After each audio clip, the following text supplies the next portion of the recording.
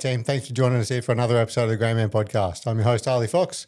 Today on the show I've got Isaac Adams. Isaac is a veteran of the Australian Army and now runs horsemanship programs which assist veterans in their healing process. Great chat with Isaac today. Hope you guys enjoy the show. Thanks for being here. Don't forget to hit that subscribe button. All right, Isaac, welcome mate. Thank you, thanks for having me. No worries, thanks for coming. Let's chat about your horse therapy, is that what you call it? Equine. No, I don't call it that. Horsemanship. Horsemanship, I call it, yeah. Splitting hairs there. That's all good. We'll dig into that, find out a little bit about yourself first and your army career. Yep. And go from there. Yeah, for sure. Where'd you grow up, dude? So I grew up, I was born in Everton Park. Oh, nice. Because Dad's an AJ, so he was posted to Enoggera. Army brat. Yeah. So he was, that was when 214 was 4 cav, I think. Is that what he was? Or 3-4, yeah, it was a driver. So, was born at Everton Park, and then we moved to Redbank Plains, and I lived there for a little while, and then I moved to a place called Corona Gardens, which is Ipswich, sort of district area. Always Brisbane though, by the sound of it. Pretty well. Yeah, I lived there until I joined the army, and it was good. I obviously had a lot of influence from my family to want to be in the military. I got photos of me as a little fella wearing Dad's cams and stuff like that. Funny, swimming in them. Yeah. It's funny, man. Like I had to go to 214 for something when I was serving, and I was walking down between the hangars, and I sort of stopped for a moment. I was like, I remember being here, and then sure enough, there's a photo of me I think I was like 3 or 4, running between all the carriers, down through there. So it was cool to get posted to Enoggera after having fond memories to sort of run around there as a kid. Yeah, nice. Is that always the goal when you're growing up, just to follow in your dad's footsteps? Yeah. For as long as I remember, that's always what I wanted to do. On Dad's side of the family, I think I'm 4th generation to serve, and on Mum's side, I think it's 5. Oh, really? Yeah, both of them. So, Did they meet in as well? No, so actually, stand corrected already.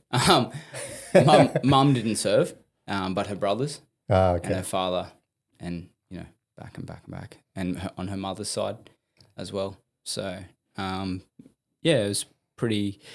So what attracted her to your dad? Just the full service family, so she kind of understood the game? Yeah, I think it helped. Mum was a nurse, so she understands that first responder sort of role as well. She did a fair bit in emergency services. Same dark humour and stuff? Yeah, pretty well. So I grew up in a pretty strict household, but it was good.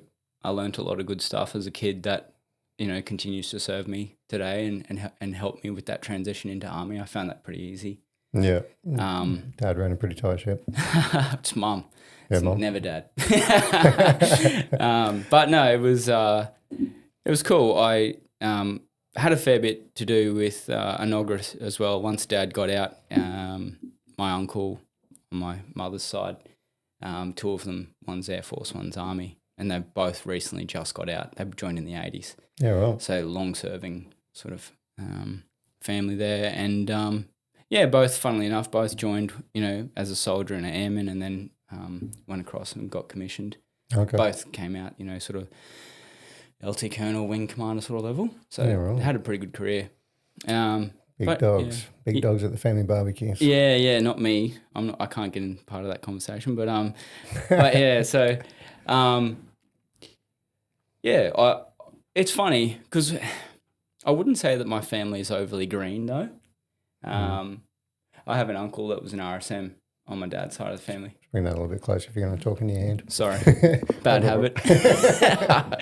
I'm just new here. Dad's oldest brother was an RSM PTI, and he then went on to join the cops, and so he's pretty staunch about service and stuff like that, and understandably. But it's funny, the rest of my family's not really overly green, but they've all served. They've all, Yeah. But yeah. So I was saying before the podcast, there's a couple of different categories of veterans. It's you either know or you don't. They'll either tell you straight up, or you'll know them for years and never know. Yeah, 100%. I'd sort of consider myself that a lot of people wouldn't think that I've served, and a lot of people look at me and think I look far too young to have served. So they try and do the maths of when I served, and they can't really work out how old I am. But I joined in 2008. Yeah. So I've been out since the end of 2013. So What'd you go in as? It's funny, man. I wanted to drive ASLAVs because Dad was Cav. That's what I want to do. And he said to me, no, don't do that. Go and do something that you can do, that'll serve you when you get out. Like I can't drive buckets, you know what I mean? He just stuck down that transport sort of driver training role. But so I went down and I did my aptitude testing. That's loud. Yeah. I did my aptitude testing now. I said, you didn't score high enough to be a mechanic, but you can do radar operator. And I sort of thought, I don't know what a radar operator does other than operate a radar, but you know what I mean? So I was like, oh. And then it got to a point where I was just so keen to get in. I just said, tell me which one. There was like a couple other jobs they offered me, like EW and stuff. And I just said, which one's got the soonest enlistment date? Oh, yeah. And they told me radar operator. I didn't even know what that was. I just joined and went for it. Radar operator. Yeah, so that's artillery. Yeah, okay. Yeah, and Dad gave me heaps of stick about that when he at March out. I got this corps badge on. He was like, "What is that?" So, but that, it was cool. And yeah, went to Paco and did the radar operator course and stuff like that. But then once I got to my unit, I enjoyed more of the surveillance. So we also did ground surveillance radar and thermal imaging and things like that. And then once Afghan got quite busy, the unit, there was 131 and 132. 132 was your Met and survey guys, and they typically did UAV stuff. But to sort of support the manning, they had started grabbing guys out of the radar trade, and that was sort of the radar was on its way out anyway because it was an old piece of kit and didn't really have much of a role at that stage. I went and did my Scan Eagle course, and then did Afghan in 2011. I did get to do surveillance on Op Resolute in 2009 in the Torres Strait, so that was pretty cool as well. That was a good little operation to be a part of before going on Op Slipper. And then I got back and was promoted, became a Lance Jack and did my promotion course and things like that. But then I just started to, I call it falling off the belly cart. I slowly started falling off the belly cart, and I didn't feel like it was best for me at that time to stay in Army because I was going to end up on a medication and then probably medically discharged, and I didn't want that to happen at that time in my life. So I voluntary discharged, and then went and worked in the mines, and just continued on after that. It's funny. I always used to think about getting back in, and I did put my application in to go back in, and I got accepted, and I was going to do it, and was clean shaven for my medical. Jumped on my bike, had a Harley then, and I rode to the end of my street and turned around and rode back home. And I went, what am I thinking? But, I've got fond memories of the Army, and the best people I've met in my life have been from my service, and they're still my mates today. And I don't know any other job. I've worked lots of jobs, but none of them, you don't stick meet. With you. Yeah, you don't meet people like that. So, but yeah, I had a really good time in the Army, and I've got lots of good memories. It was What was it like going to Kapuka after you knew the game, or your parents, like, you sort of had that upbringing? Was it everything you expected and found it pretty easy, or? Yeah, like I was fortunate enough to just go all the way through. I think at that time, we marched in with 51 or 52 people, and only 26 of us marched out. Yeah, right. So we had a pretty high injury rate, and a lot of people were getting back squatted and stuff like that. And that was always, I'm like, I'm not getting back squatted. I'm only spending the time that I have to spend here and I'm out, So, but no, Kapuka was good. I'd obviously grown up hearing lots of stories about it and stuff like that. I wasn't really too concerned. And you grey manned it through? No, it's funny. It's funny when my friend said to me, "Oh, you should go and speak on the Grey Man podcast," and I want to talk to him and see if I can get you on there. I said that's ironic because I was anything but a grey man. I particularly the first couple of years. I'm sure my section commanders and my sergeants just wanted to bash me. I was just such a shit fight. And that's the pure and simple. I'm not going to sit here and say that I was a jet. Boots on the wrong feet. Yeah. Oh, I was 18, man, straight out of school, and I was just stupid. And I think I attribute a lot of the sort of good life lessons that I've got from Army. I don't know where I would have ended up if I hadn't have gone there. A lot of people could put me on the straight and narrow. And I was fortunate to have some really good bosses. That I had some bad ones, and they probably thought I was pretty ordinary as well. But I had some good ones that thought something of me and sort of put their time into me. And I think that's how I ended up on my trip and things like that. Just, key people at different times grabbing me and sort of looking after me. Yeah, you wouldn't really get that in a civilian role, would you? Because you can just sort of chop and change and leave if things get tough. Yeah. I was passionate about being there, but I was just a bit of an idiot, and just give us an example of your shit fight. Where do you start, mate? I was pretty bad for sleeping in. Oh, really? Bro, and that's so basic, just simple things. You're just integrating the hallway call into your dream. Yeah. Oh, not so much at Kapuka, obviously. Kapuka was fine, but once I was left to my own devices, just retard, just like, what are you doing, mate? And I feel, again, I remember the sort of, as we're talking about this, the memories are coming back to me, and I had section commanders that just look at me and go, what am I meant to do with you, man? Like, what are you doing, just turn up on time, do the right thing, have everything correct. Just, and, oh, mate, I'd turn up. It's fucking hard. Oh, it's not, but I made it hard. Do you know what I mean?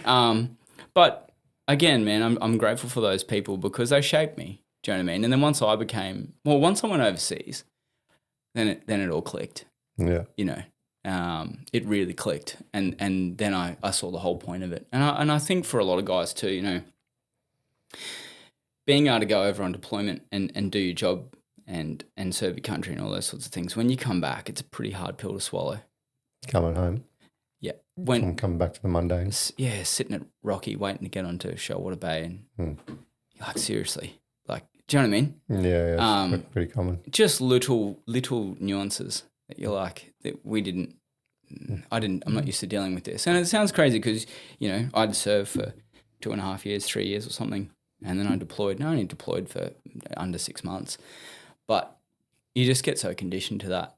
And I loved it. I loved the service and being a part of something that was what I believed in at the time of my life. And so, yeah. What was it like over in again? What was your job? I flew UAVs. So my favourite part of that was probably when I got to go and work in the smaller bases with the different infantry and engineers and cav and stuff like that. Just a smaller net team, working with the Americans and stuff like that. Made some good mates with the Americans. Were you flying them like in the fucking movies, or they're in a fucking van or a shipping container fucking miles away sort of thing? Well, it depends where you're operating from, but, that UAV can't fly from that far. So you're generally around the area that those bases or whatever it is. So I did a fair bit of work. Just like surveillance stuff, so like actual handheld things, yeah? No, so the Scan Eagles launched from a catapult. Yeah, so right. it was designed for tuna vessels and stuff like that. So they can launch it in a small area and then catch it on a rope, on a hook, on the wing. So we would, depending, like the different bases, most of us worked out of TK, but you might go to a different base and then someone would launch it from TK and fly it to you, and then you take it over and then fly it from there.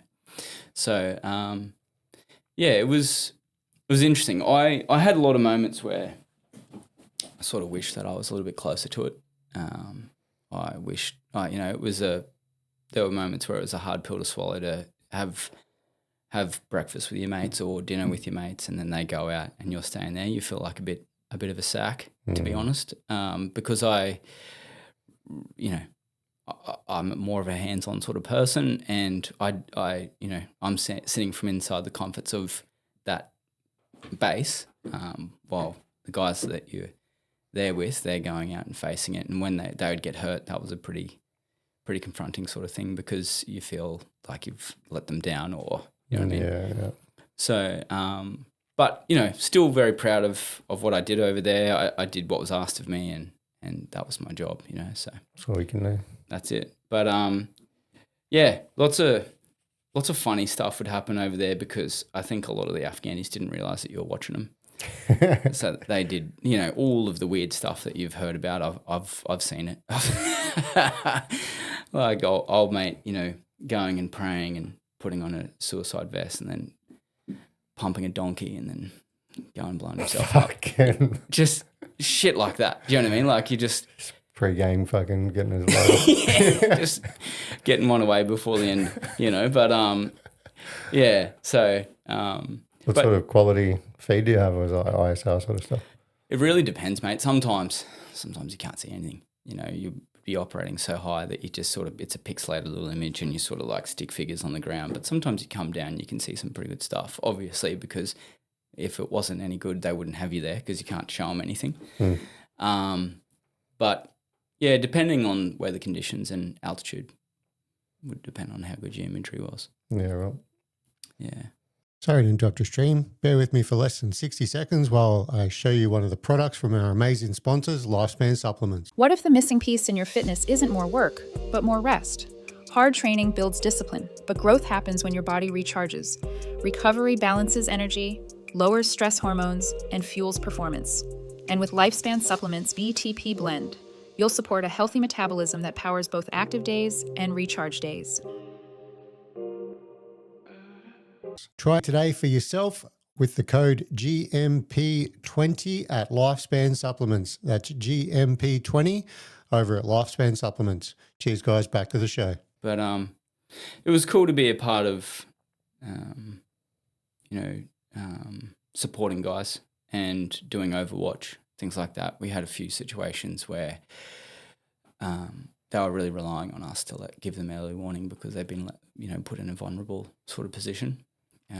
Were you like overwatching during ticks and stuff, so you can sort of tell them where the enemy are coming from and that? Yeah, so we did a fair bit of response to troops in contact. We did a fair bit of Overwatch, did a lot of patterns of life, so gaining intel, just watching what was going on. We had worked with the guys that were doing int, so they'd have informants and stuff, and we'd follow them if they had certain jobs on.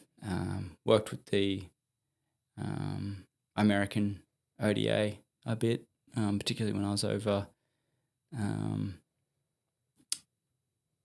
name slipped me, but I was over in another base, and they would drop in and sort of let us know where they were working, and we did a lot of work with the thermal stuff. Yeah. So yeah, it was good. I really enjoyed the sort of camaraderie that you could build with the Americans. They were pretty funny, and I got along with one of the cooks really well, so he looked after me with really good food. I always made mates with the cooks. Cooks and pay clerks, isn't it? Yeah, that's it. So yeah, no, good memories, man. Like, obviously, I as I said before, I had a few of my own challenges, but my sort of challenges I felt like were quite unique, and I see this a fair bit with guys that I served with in the UAV stream. We don't. I don't think that you can relate to what as someone that's, say, infantry. I didn't face the things that they faced. Do you know what I mean? But we had our own experiences with it, and I think it's hard when you're in the mix of it to articulate what it is that bothers you, because when you start talking about your service, people attribute it to something they've seen in a movie or what's the most relatable. But when you start talking about it from a removed sort of situation, witnessing it through a screen, it starts to feel like you're really not a part of it, and what you feel probably isn't warranted is something that I probably copped a fair bit when I first started to process it all. Yeah, right.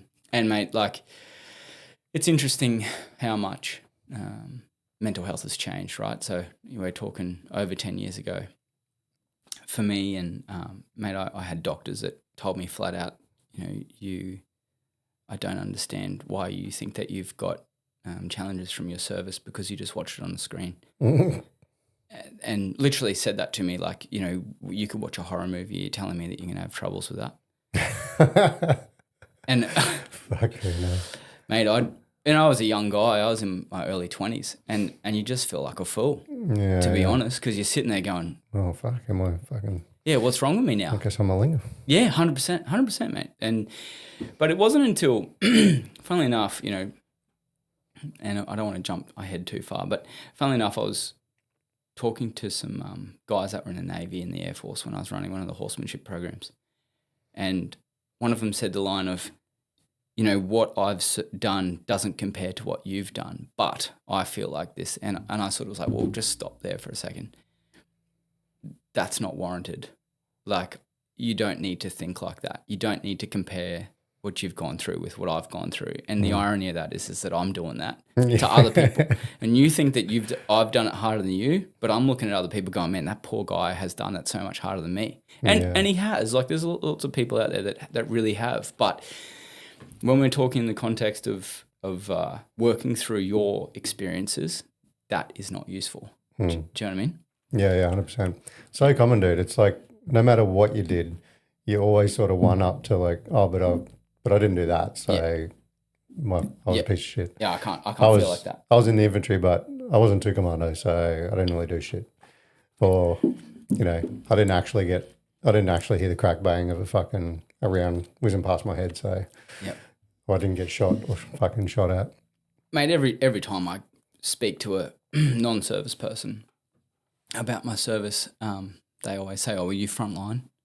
Were you frontline? I'm like, if going to Green Beans and getting a frappe is frontline, then yeah, I was real frontline. No, I wasn't frontline. Do you know what I mean? Like, and you can go you can break it all down. And mate, once upon a time it used to bother me and I used to try and explain the difference between this and that. Now I just don't care. Like, you know what I mean? But it is hard for a lot of people to try and process that and to feel like they're allowed to feel what they're feeling. Yeah, for sure. It's a funny thing. We always want more. It's like we talk about it all the time. I had 4 dudes from Afghanistan, or 3 and me, on the podcast just a couple of days ago, and they were talking to me because they were all in one of the biggest contacts in Afghan. Yep. And we're talking about that, how non-combat veterans feel less than, and it's like, well, what would you prefer, the trauma and the PTSD of being in those situations and losing your mates and watching people die, pulling the trigger and taking a life and fucking having rounds buzzing past you, or wishing that you had that, but not having all of the fucking things that accompany that, choose your regret is a bit of a phrase. Yeah. No, mate, the big one too is Jonesy, Andrew Jones, who was a cook in Afghanistan. The cook that got shot. So I spent a bit of time with him before he went to Murrawise. And, if you were to explain to someone that happened to a cook, it completely turns everything upside down. Was he one of the ones that was in that, the green on blue? Yep. Yeah. Yep. So he was on picket. And that's right. Yeah. So I actually was a part of the response to that, and didn't find out it was him until the next day. But who would have thought that would have happened to a cook? So it's pretty hard for these guys that have served over there. Having people say, "But were you here or were you there?" Or do you know what I mean? And it gets away from people just getting help, I think. But it seems to be very different now. But I still see it. I still see it in different lights, and people go through different experiences. I mean, we've got guys and girls that are struggling from defence and they've never been overseas. You don't have to. Do you know what I mean? But like I said, it's interesting how far we've progressed with our understanding of mental health from 2013, 2010. When you got out, Yeah. Yeah, dude, I got out in 2006 after my first stint, and there was nothing. There was no, medical downgrade into psychiatric help and fucking looking after you, making sure you're good to go before they let you go. It was just like, okay, see ya. Yeah. Hand your card in on the fucking way out the gate. Yeah. Yeah. Look, I when I started to put my hand up and saying I was having issues, I actually had a BC and a BSM, and the BSM was ex-Brits, so tons of operational experience, and then my BC was ex-guns, so again a fair bit of experience, definitely a bit of deployment experience there, done Timor and stuff like that. And I remember I put in for leave, and when I went to get it approved, I got a call up and they said, "Oh, go see the BC." And I thought, "Oh shit, what have I done here?" So whilst in there, I'm like, "G'day, so how you going?" He's like, "Oh, I see you've got a bit of leave in here." And I was like, "Yeah, I just wanted to take 5 days off and have a week off." He's like, "Oh yeah, where are you going?" I was like, "No, nowhere." He's like, "Okay, what do you got planned?" And I was like, "Nothing." He's like, "Okay, so you're just taking 5 days off to do nothing?" And I was like, "Yeah." And he actually cared to sit me down and said, "What's going on? I've noticed a difference in you." And then pushed me, well, not pushed me, but encouraged me to go down and see the doc and then get sick leave. And then he signed off on it, and then I went home. Yeah, right. And then he rang me when I got home. "How you going?" And so that's how it started.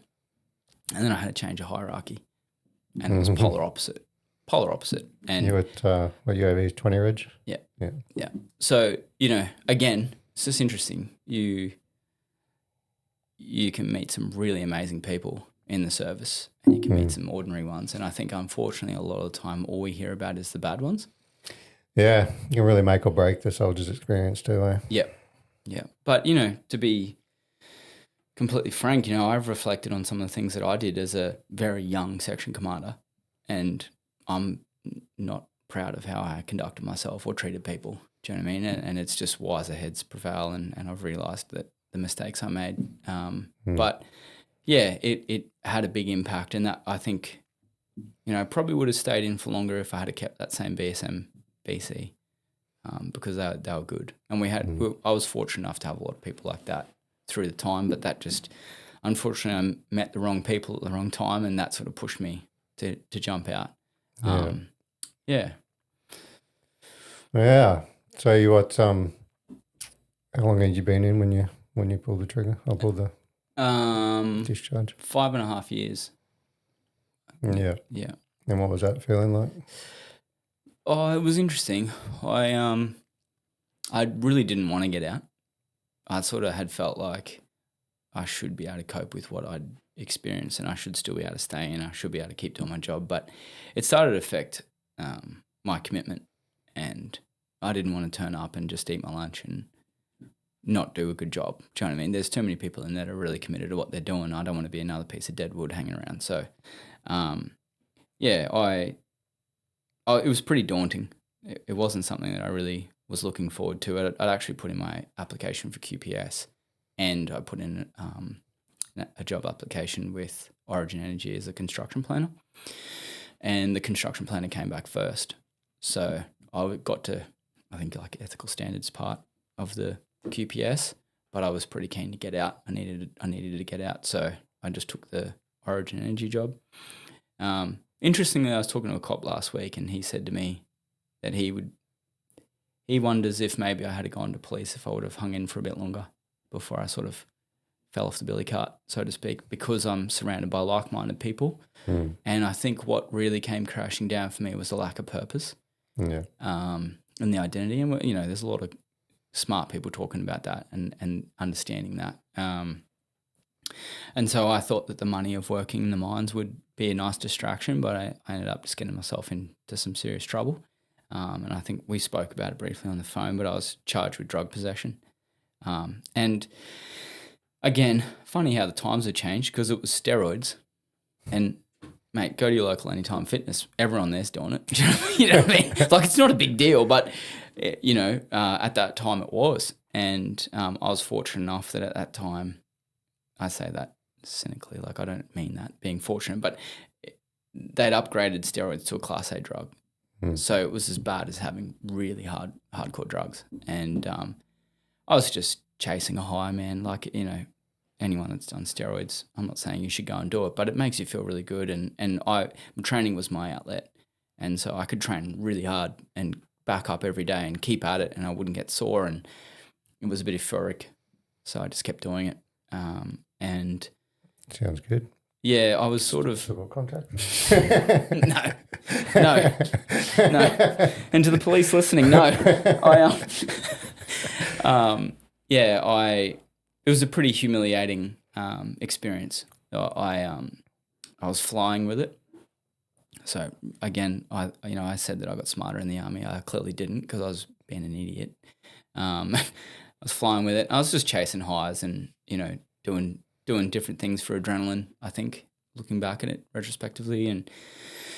But I was fortunate again that the cops that picked me up with it, man, they treated me with a lot of respect. They found my defence ID, because I hadn't been out for that long. They found my defence ID in my wallet when they went through my stuff, and I'm standing there at an airport with all my stuff sprawled out, and it was on my way to work, so I got grabbed out of a crowd when I grabbed my bag. So they'd been watching my bag. They wanted to see who picked that up, and I picked it up. Oh, they found it in the scanner sort of thing? Yeah, they put so it was a country airport, and they had a little, you know, those little things that pull the baggage trailers. They went out, picked it up, and I didn't even realise, but they took the vehicle out past this shed, and it didn't even occur to me that they'd done that. And then it took a little while, and then it came back, and it pulled up where it normally parks. But then when I went and grabbed my bag, I got 4 officers grab me, and what had happened was when it went down by the shed, they put a dog over it, and identified different bags, and then I got grabbed, and it was because at that time, a couple of weeks prior, a guy died out on the minefield from an OD, from some sort of other drug, obviously not steroids. And so I was just foolish enough and unlucky enough to choose that day to fly in with my steroids. Just for personal use? Yeah.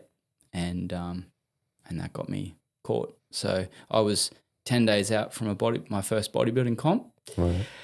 So that threw a spanner in the works. And I didn't do the comp, but you know, my life was revolving around training and exercise and bodybuilding and stuff at that time. And yeah, I think, like I said before, you know, the police officers, when they pulled me into the room and searched my stuff, they found my ID card, and one of the officers had been training at the local gym.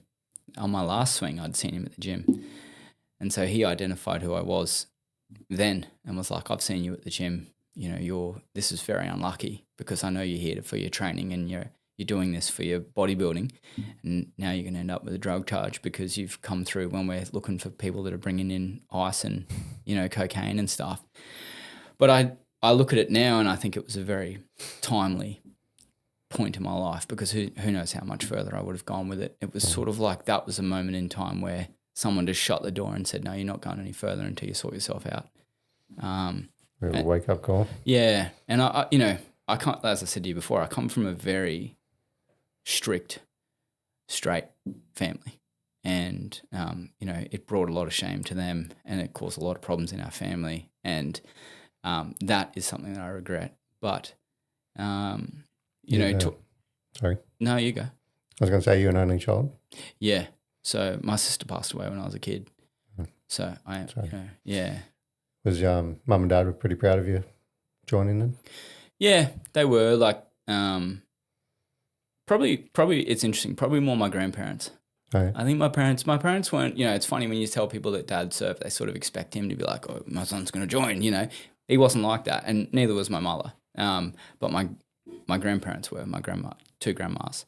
They were both pretty staunch about it. Loved it because they'd come from defence families. Yeah. So yeah. Yeah, the grandparents, because they're sort of that World War II era. They fucking real Well, big on service. Yeah, a big thing that I'm pretty proud of with regard to my family. So on my mum's side of the family, they're Dutch Indonesian, and so they were in Indonesia when the Japanese took it. So both my Oma and Opa were prisoners of war to the Japanese, and it was the Australian Army that liberated those prisoner of war camps. So then when they migrated to Australia, they were pretty staunch on assimilating to Australian culture. Yeah.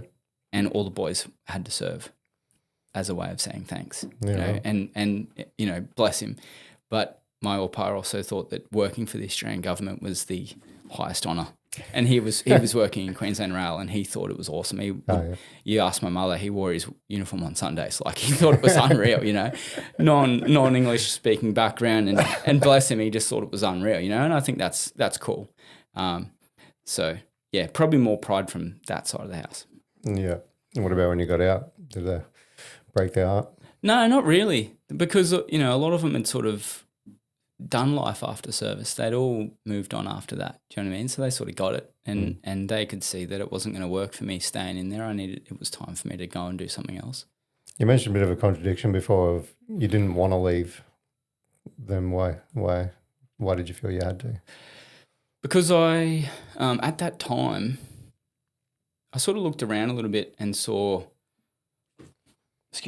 I saw a lot of really good soldiers, guys that I looked up to, were sort of like, I can't keep doing this, and they had to choose their family, and that's what they did. And I thought, man, if a guy that's that good is going, even I need to call it here, eventually that's going to happen to me. And I didn't want to get stuck into a way where I became so green or so, institutionalized. That's all I could do. That was my feeling at the time. Bit right or wrong. That's how I felt. And so it was a reluctancy to do it, but I felt like I had to broaden my horizon. Okay. And because I knew I had those issues that were coming up and I was doing some strange things in my own time, I was like, I need to go and get help. And the help that I was seeing other guys going through was being medicated, medically downgraded, and then medically discharged. And they're sitting in the system for 18 months, 2 years, waiting to be their mech review. Yeah. So I didn't want to do that. I'm a pretty defiant sort of person, and I wanted to go out on my own terms. And so that was sort of what I did. Have you looked back for a retro? Yeah, I since have been. Yeah. And that was tough for me. I really didn't want to do that. But again, it came down to the fact that I was never going to get back in, and I've had some health issues since having kids and stuff. So I went, this is about more than me now. Yeah. But I always held on to this sort of sentiment, and I don't think it's right or wrong, but I really just wanted to do my service and get out and crack on with life. I didn't want to rely on anyone once I got out. Yeah. That was my approach. Like I said, it's not neither here nor there for me now, but that was, I was incredibly proud to serve, and I just wanted to go and do that and come back and get on with my life. But how wrong I was that I could do that. Like I said to you before, mate, life for me is just a whole heap of humbling experiences. So yeah. Yeah, it's all good until it's not. Yeah, but yeah, that experience I had with the, being charged with drug possession. Then what happened with that? You go to jail? No, I got a lawyer. So the bloke that I was buying, it's ridiculous, but the bloke that I was buying a fair bit of my steroids through, gear through. Sometimes when you say gear, people think you're talking about like coke and stuff, but gear, steroids through, put me onto a lawyer on the Gold Coast.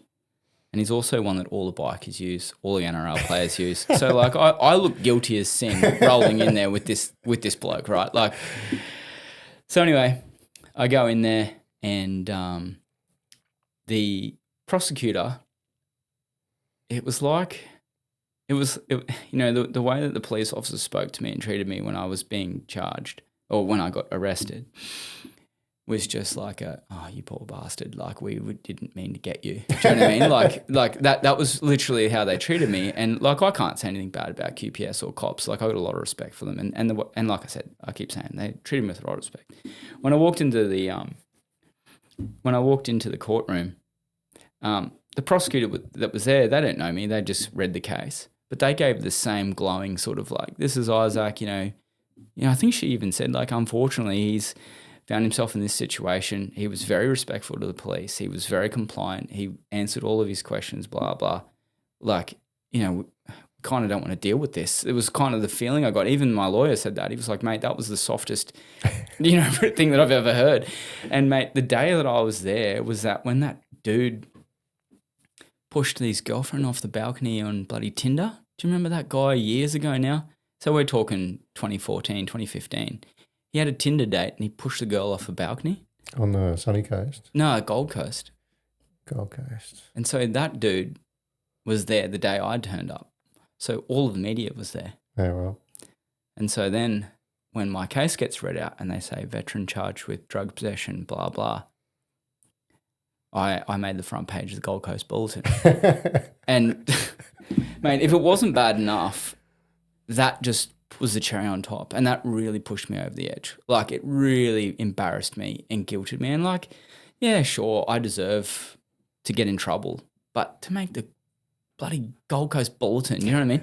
And I know that got shared around in my unit. And, oh, man, I was just like, you idiot, you know what I mean? Like, and but also, mate, like, and this is a good lesson that I had, is the flowing of consequences of your actions.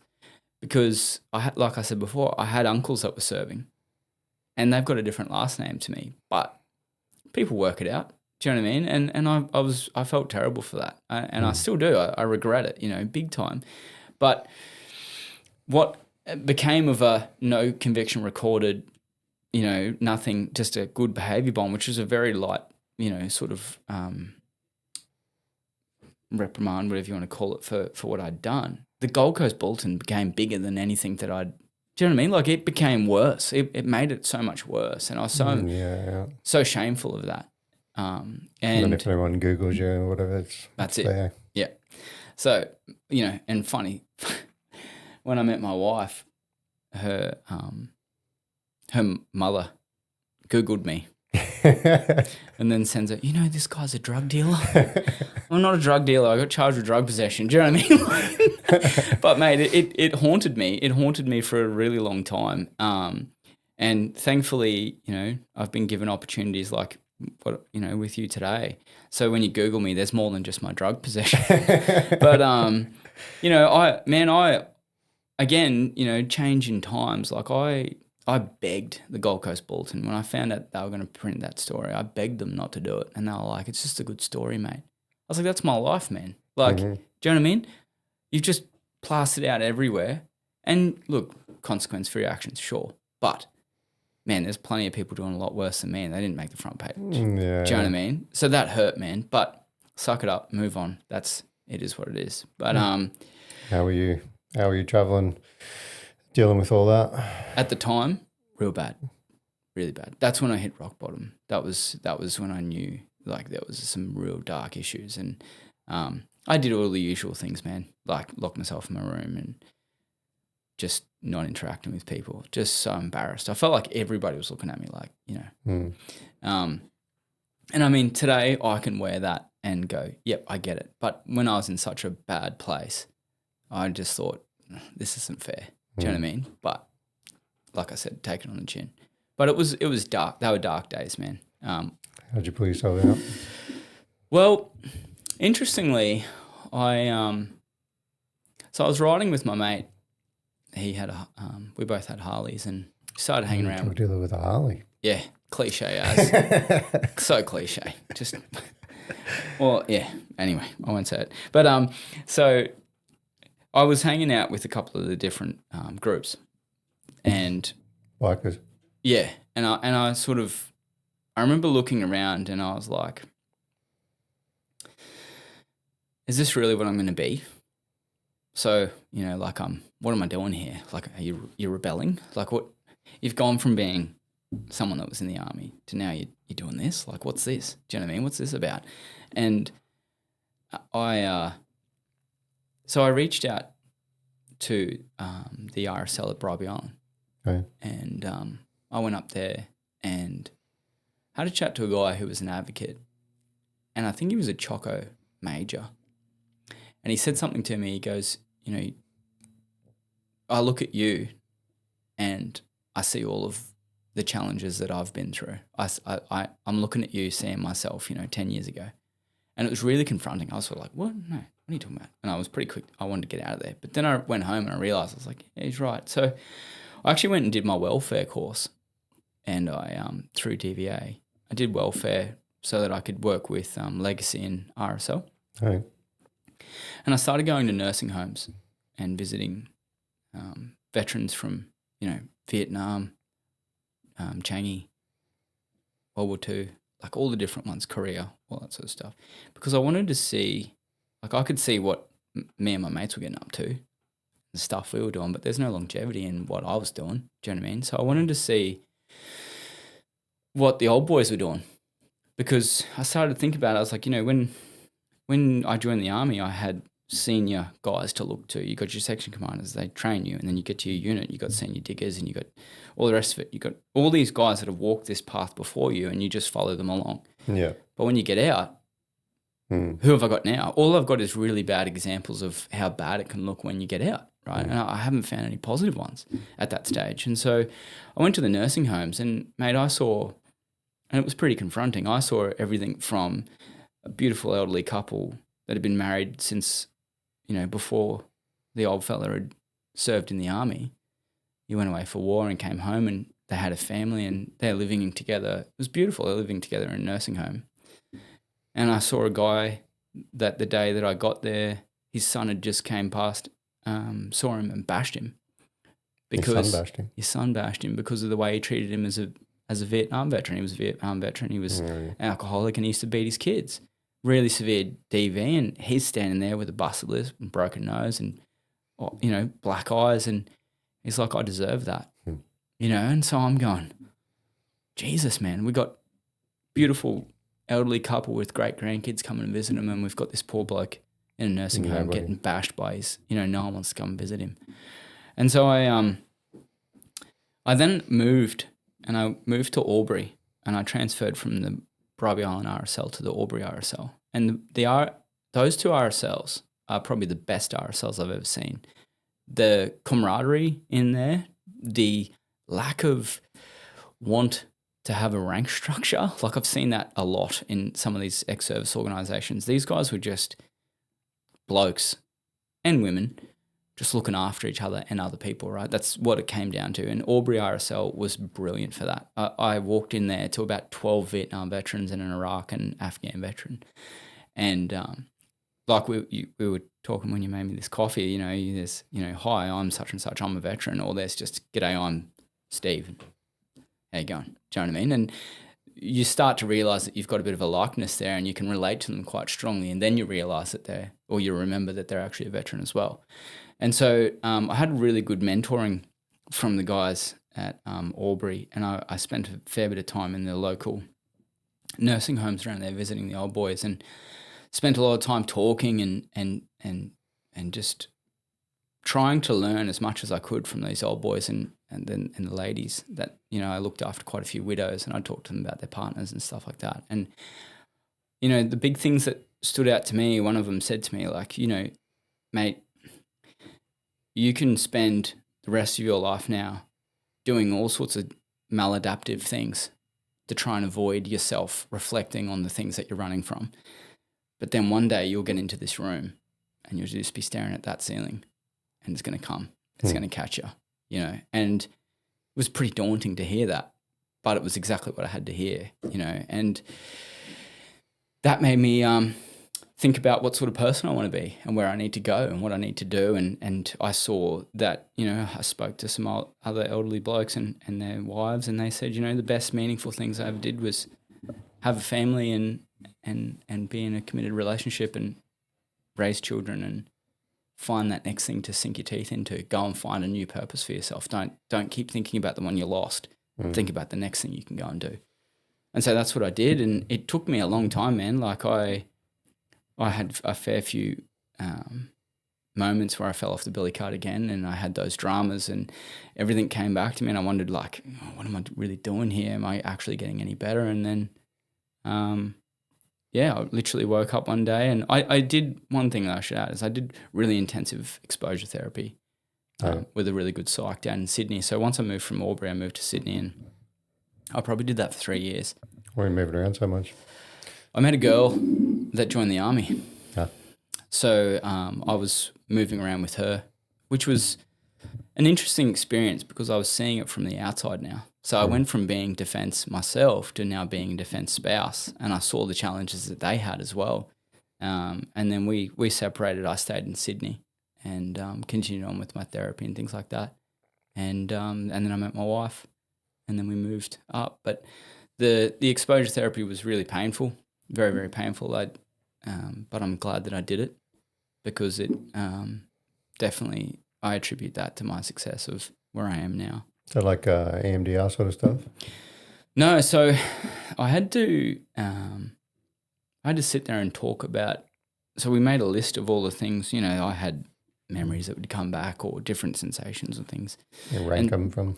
Yep. Yeah. Yep. And then I would just tell the story and record it and then listen to it every day. Oh, really? And then do the next one, and I did that every week. Until it like lessened the feelings. Yeah, it was pretty brutal. But it was interesting too because you'd remember more. So there would be times where I'd talk about it and then I'd go, "Oh, this happened," and actually now that's helping me to understand that story a little bit better. And for me personally, it was like you actually had nothing to do with that outcome. Whereas I'd taken ownership for that stuff and I felt very responsible. And as I said before, I was a UAV operator. I was just sitting and watching a lot of time and communicating. But, for me, I felt like probably more of what I suffered was a moral injury. Yeah, it was more of that like, what the hell's going on here? This is horrible, seeing innocent people getting hurt, seeing kids, that sort of stuff. That's the stuff that was bothering me. It wasn't, I'm fortunate in that like you said before, I didn't pull the trigger on someone. I wasn't standing next to my mate when he got hurt. I wasn't in those situations. And I think that's the uniqueness about these sorts of roles. And there's plenty of them that are in defense that aren't seen as that tip of the spear, but they're around. They're around that space. Do you know what I mean? And so it was a unique sort of feeling and experience, and it probably took a bit of a unique way to undo that and come to peace with it.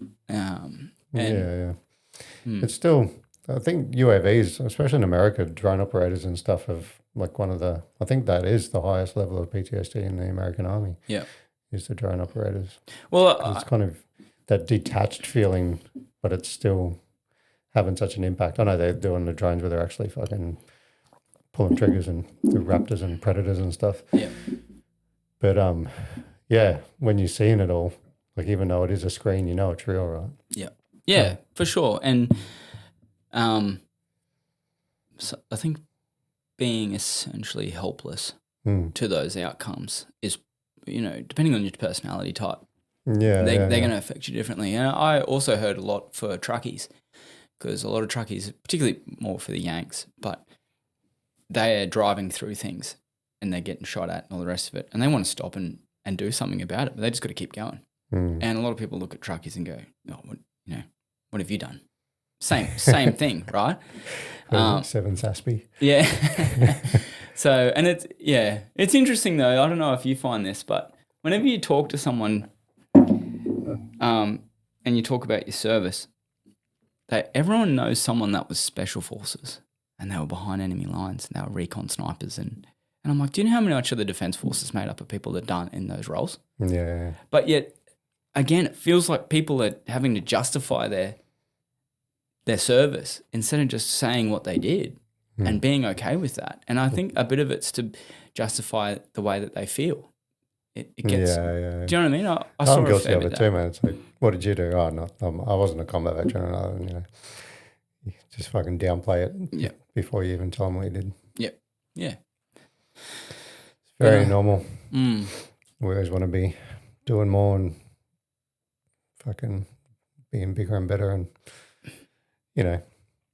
I guess people that join the Defence Force have that drive to to be there and do the most they can and protect the country and all that sort of stuff. So you want to be doing everything that you can possibly do and more. Yeah. Yeah, for But sure. yeah, most jobs, as you said, aren't kicking doors. Mm. Most jobs are support roles, and you know, the army doesn't function without them. No. Yeah, it's I think it holds people back. Hmm. It holds them back from just starting to identify with their own challenges and being okay with that Yeah, being a challenge for them, you know. for sure. It's really cool what you did with the old people's homes and stuff. Was that your idea to have those conversations, or? Yeah, it was. And, you know, it wasn't until I was talking to someone about it a couple of years ago and they said, man, that is a crazy idea. Where'd you come up with that? And I was like, I don't know. I don't know why as a 23, 24-year-old, I thought I'm going to go talk to some old people. Do you know what I mean? Like, but, you know, I guess a part of my upbringing was that I was always instilled with a respect for the elderly. And what I did in my 6 months overseas, or just short of 6 months overseas, that doesn't compare. Again, I'm doing that thing that I'm contradicting myself. But let's be honest, like the boys that went over in World War II, and I looked after a guy that served in Kokoda as a commando, and I looked after another guy that was did the Burma Railways. I can't hold a light to that, you know. And so if I can talk to that guy and he can teach me what he's done, well, that's an extreme. Yeah. And if he's done it, I can do it. Do you know what I mean? If he's found a way out of there, then I can too. And I do believe that we should be standing on the shoulders of the guys before us. I think that's something that we've lost as a society, as a culture. I think we've, for whatever reason and for different little key moments that have happened, we've stopped putting faith in the people before us. And I think that there's probably good reason why we did in some aspects, but in other reasons, in other ways rather, I feel like we could really do well with standing on the shoulders of the people before us, because it takes a full lifetime to learn all the lessons. And, you know, we are always still learning. And if I can learn from the person before me, I will. Yeah. Because I take faith and trust in what they're telling me. There's that, you know, learn from my mistakes so you don't have to make them yourself. Yeah. But then we always want to make them ourselves, right?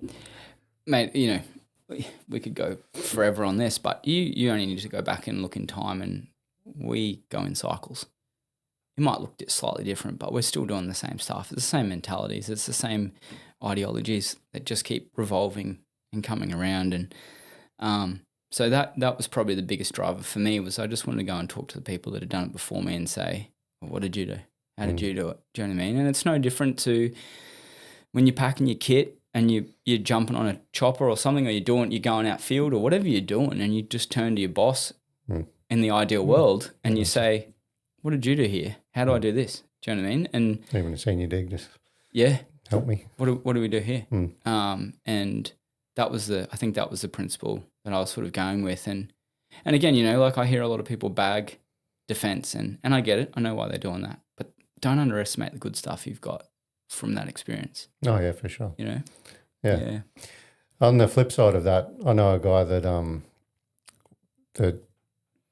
seeing how well they weren't doing, some Vietnam veterans and stuff, he got admitted to a psych ward, and it was full of Vietnam veterans that obviously were struggling. And he went in there as a 20-something-year-old after getting back from Afghan, and saw how, you know, it's been 40, 50 years and they're still in this pit. And he's like, fuck, I need to get myself out of this because I don't want to be here in 40 years' time. 100%. That I had a similar sort of realisation. I definitely had a fair period of that time too where I was just going, how long have we been sending people overseas and we still don't get it? We still can't, we're not better at this. Do you know what I mean? Like we still don't have this down pat. And, you know, one method doesn't work for everyone. That's a big thing I've learnt too, is like, you know, I get quite passionate about horsemanship and what I feel like is going to be good for people, but I've got to remind myself it's not for everybody. You know what I mean? Yeah, for sure. Yeah. I'm like that with fucking martial arts. I'm like massive on Muay Thai and the culture and the community and the fucking love and the peace that it brings and everything. I'm like, fuck, you should do Muay Thai. Yeah. I would have fucking do Muay Thai. Yeah. Yeah. But I agree with you on that. I know what you're saying there. I agree with that as well. But But yeah. So how did you make those steps? Have you always been sort of into when did you get into the rural sort of side of things and animals and horses? So when I went to the mines, we worked down in central Queensland or across that area, like the Surat Basin. What are you mining out there? Gas. And I just loved the country life. Like I loved the clean air and less amount of people and being around animals, and like seeing country Australia is like the most beautiful thing I've ever seen. And but what happened was I'd go out onto these properties and we'd walk around with all the different stakeholders that we need to work with to make sure we can get a lease pad on there and do some drilling and stuff like that. But horses would come and follow me around, and dogs and cattle and like that. But mostly horses would come and find me and follow me around. And I've always loved horses, but my family aren't horsey at all. So I never really got around it. I never got that opportunity. I did motor racing and stuff and martial arts as a kid, so I'd never really done much with horses, but done a lot with dogs. So I guess there was that affinity and that respect for them. And then when I moved to Albury, I got a job working on a sheep station at Holbrook. Usually when I say Holbrook, people are like the submarine, because there's a submarine in Holbrook. I don't know why it's there, but in the middle of the town there's a submarine there. But so I got a job working there as a stockman, and the farm had been in the family. So my boss, he inherited that. It was like 6 or 7 generations. They moved there in the late 1800s. Yeah, right. And the shearing shed that we worked in was built in 1906. So still standing, like amazing operating shearing shed. And just being out in the country, and I learned how to do fencing and moving livestock and stuff like that. And there were horses out there as well. And I just fell in love with the country vibe. And I think it was good for me too. Like it was a polarizing sort of experience to military. Everything was quite high tempo in my head, and I was quite uptight about things. The country was just like really relaxed. I remember, I'd do the rounds and check fences or check troughs or move, livestock around. We had cattle and sheep, and I'd come back and I'd go to my boss, I saw this over here and this needs to be fixed here and that is, and I noticed this fence here and blah, blah. And he'd go, that's all right, mate, we'll get to it.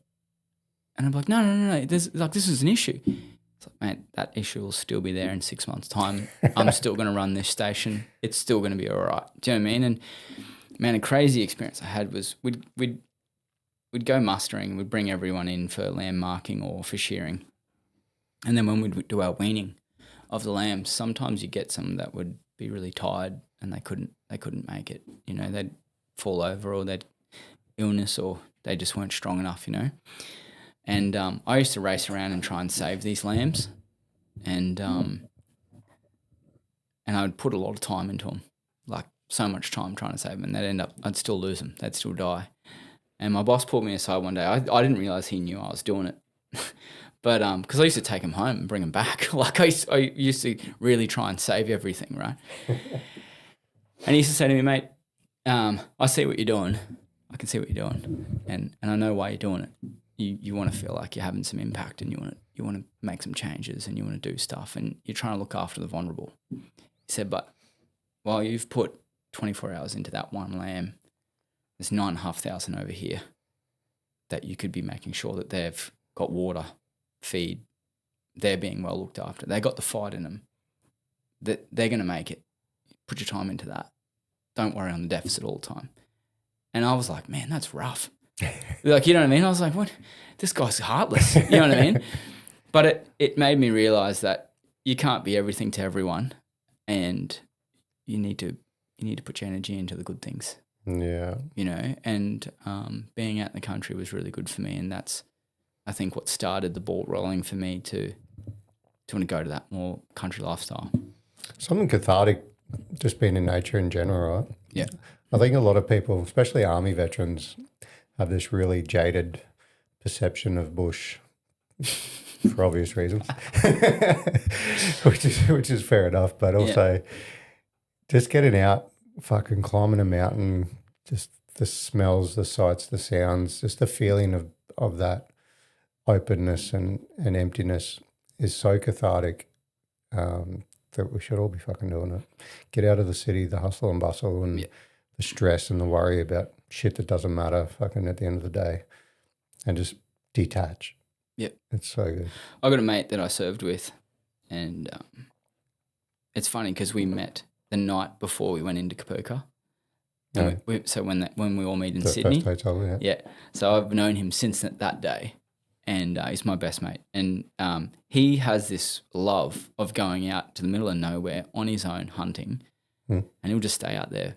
And he does the same thing fishing. He'll go like 40 Ks offshore, can't see anything, but that's where he finds himself. You know what I mean? That's his thing. And I encourage people to do that as well, because, you know, particularly if you're in the mix of it all and you are hypersensitive, hypervigilant, and you got lots going on, best thing you can do is get away from people. Yeah. You know, without isolating yourself. There's a fine line, but, you know, get out and, you know, take a dog, take your best mate, whatever, take your partner, and just get out in the country and be in that fresh air, be around the trees. Like, it's it's definitely, and, you know, it's such a unique aspect of Australia that I think people aren't benefiting enough from. Oh, yeah, 100%. I know people that don't do it at all. And I'll go out there and you're like, how the fuck could you live your life and not want to experience this? Yeah. Yeah. So what, when you came back from Albury and you went up to Bribie, is it? So after Albury, I went to Sydney, and then no horses there. That's when I got into horses. Oh, was it? So I actually, it's funny because this is where I'll cop hate. But not the drug dealing bikey thing. No, I won't be that. No, couldn't be that. Couldn't be the Gold Coast Bulletin. I got, like, equine therapy is quite prominent at the moment, quite popular, but I don't agree with it. And like, it's not that I don't agree with it. I just said that. I'm contradicting myself. I think that there's better things than that in regards to interactions with a horse. Oh, okay. And the reason why I say that is because when I got to Sydney, I thought there's got to be some other methods here. There's got to be other ways, like, you know, traditional talk therapy, sitting on a couch. It's got its place, but I feel like there's some other stuff I need to unpack. There's some things I've got to identify with, and I don't know what they are, and I don't know how to find it. And because, you know, I'd spoken to all the old boys, I'd heard all of their theories and methods and the things that they've been done to try and help themselves, from taking psychedelics to being shocked to taking medication to all sorts of stuff. But then I started, I thought about the horses and stuff, and I was like, oh, so I typed in horse therapy or something like that, and then I found equine therapy. So then I contacted a couple, and I went out there and met with these people, and they were just so far from who I was. I just couldn't relate to them. And I think that a relatability for people that are a little bit lost is really powerful, because you need to feel like you are with people and you've found your tribe and you're around like-minded people. And look, I'm not saying that there's not veterans out there that do equine therapy, and they would be brilliant in that space, but a lot of what I came across was just multicolored head, crazy people that want to do moon dances and stuff, right? And that's fine, but it was too far gone for me at that moment. Like, it was too far to the other side. And so what I did was I went to these different appointments and stuff, and I was like, man, this isn't working for me. But something, it's strange, but something was telling me, no, you need to keep going. You need to keep trying. So I ended up I looked around and I was trying to find a horse. I was like, well, I'll just buy a horse. I'll just do it myself. I don't know. I'll just pat it or something. I'll brush it. I don't know. How hard can this be? So I started poking around, and I found a guy by the name Warwick Schiller, who is an Australian, and he lives in California. He's a brilliant horseman. He wouldn't tell you that. He hates being referred to as the best, or, you know, but he is a talented man. And I was watching his YouTube channel, and I was like, I'm going to follow this guy, and I'm going to go get a horse. So then I was poking around trying to find a horse, and then I found out about doggers sales. So for anyone who doesn't know, that's where horses go to become dog food. And, mate, they basically get sold for whatever they'd weigh in meat.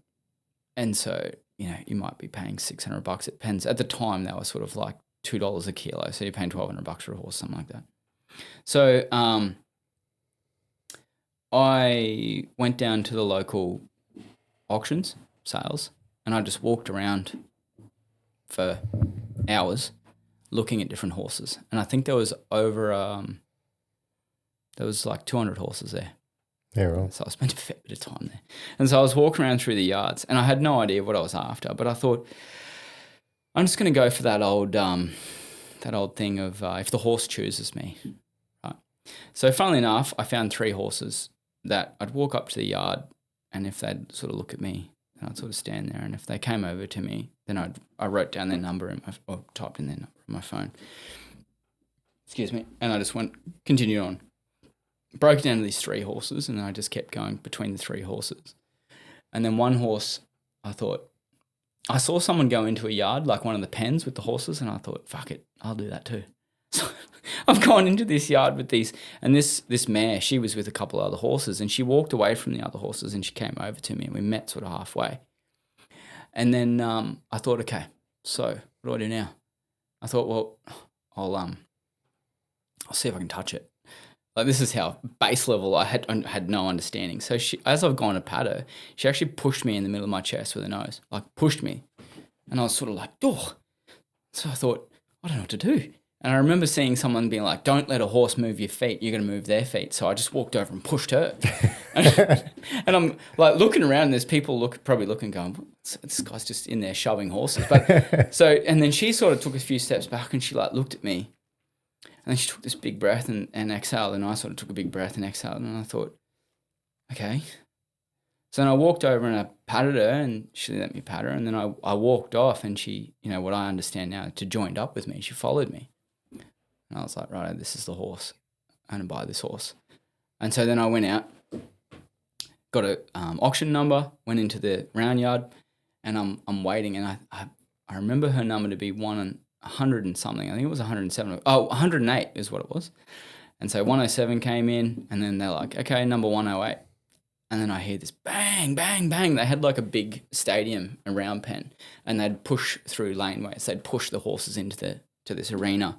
And then, you know, if they're ridden, a cowboy would ride them around, or they just chase them around if they're on the ground and get them moving around so people can look at them or whatever. And so they're like 108. I hear this banging and gate, you know, slamming and screaming and yelling, and then I hear this crack of a whip, and then choof, in comes this horse, right? And it's this mare that I chose. And it's funny, man, because I've told this story a couple of times, and the first few times I told it, I just start crying, but we'll see how we go. So you got any Kleenex? Where's some tissues? But so anyway, she comes straight, runs straight in, and she's just looking at everybody. And then she looks at me and comes running straight in and just stares at me. Right? And I'm a couple of rows back, but she's just staring at me. And I'm like, oh, fuck. And then bang, $200. We're starting at $200. Oh, no, sorry. They started at like $600, and she went all the way down. She was just going, no one bid at 600. No one bid at 500. No one bids at 400.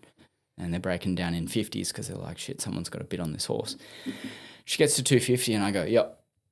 And then this bloke, then they're like 300, and this bloke down further who was bidding on all the horses to take them to the knackery for the dog meat, he starts bidding. And keep in mind, I'm pretty wide at this point in my life, and so I start death staring him because I'm like, that's my horse. You know what I mean? And so I'm standing there, and by the end of it, and it's going up and up, and I remember I texted my girlfriend at the time. I was like, I don't care how much this costs, I'll put my life savings on this horse. I've decided I'm buying it, you know? So anyway, and I get up and I'm staring at this bloke, and he's like looking at me like, Jesus, you know, and I'm probably full of emotion, and I'm just like bidding, and he's bidding, and I'm bidding, and he's bidding, and I'm bidding, and then I'm staring at him, and then he just stops bidding. And I finally got the win, and I had to go upstairs and pay for my horse and stuff, and then I came back down, and she's in the yard, and I sort of just walked over, and she looks at me, and she comes out. I open the gate, she comes out, close the gate. I start walking down, And I'm thinking, okay, I need to get transport for this horse. Where am I going to get transport for this horse? And I walk out to the car park and someone yells out, are you going to put a halter on that horse? And I looked over and they're like, put something on that horse. Like, what the fuck are you doing? And I was like, oh shit. And so I walked back. I didn't even know how to put a halter on the horse. She was walking unrestrained with me, right? And then so I put her into the yard and then I run across the road and I say to the guy there, that they were called DNR at Camden down in Sydney. And I said, mate, I've just bought a horse. He's like, okay. It's like, I don't know anything about horses. And he was like, what? I was like, I don't know anything about horses. I just got in trouble because I walked out the back without a halter on. I don't know what a halter is.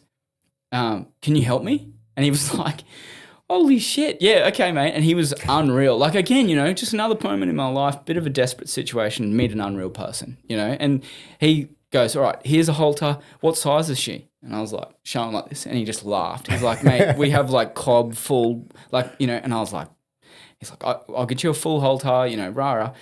Put it on like this, come back. Like, here's a number. That's right. Here's a number of a truckie. Get her to take it to the adjustment. I'd organise an adjustment with this bloke. And he's like, come back and see me. And that's how it started. I put her on a truck. He transported her to the adjustment. The old boy that owned the adjustment, which is all gone now, but he was like, yeah, I'll help you out. So then I put her in a yard, got in the car, drove back to that feed store. He gave me some feed and stuff, gave me the number of a farrier. And that's how I started. And I kept watching Warwick Schiller's YouTube videos and just fumbling my way through what I thought he was trying to impart on those videos and working with my mare. And yeah, I used to listen to my recordings and stuff when I was in her yard. And she became very pivotal. I still have that horse. She became very pivotal in my journey. And a lot of the stuff that we were doing with the exposure therapy and CBT and all the rest of it, it directly related to horsemanship because she was a problemed horse. She had her troubles and she was going to see the inside of a can. And they're very, very smart creatures. I think they know when they're in a desperate situation. We were both sort of in a desperate situation. And so, it was really cool. And then I actually reached out to I was Googling horsemanship because I was like, this equine stuff's too fluffy. I can't go full woo right now. I need something a little bit more, So I found a guy that was advertising horsemanship who wasn't teaching anymore. He owned a thoroughbred stable. And so his wife started giving me riding lessons and he would let me come and hang out in the stables. And then his wife said to me, there's a guy by the name of Scott Brodie who works for Racing New South Wales and he works with veterans. You should get in touch with him because I think he works with thoroughbreds because I started to really connect with thoroughbreds. I really liked them. My horse is a warm blood thoroughbred cross. But just the racing or like race horses, I sort of gelled with them a bit. And then went and met Scott and he's still who I work with today. So we're talking like nearly 10 years later. Mm-hmm. And he's a ex-mounted cop. So he had that first responder background. He understood a fair bit of what I was going through at that time. His offsider was an ex-mounted cop as well.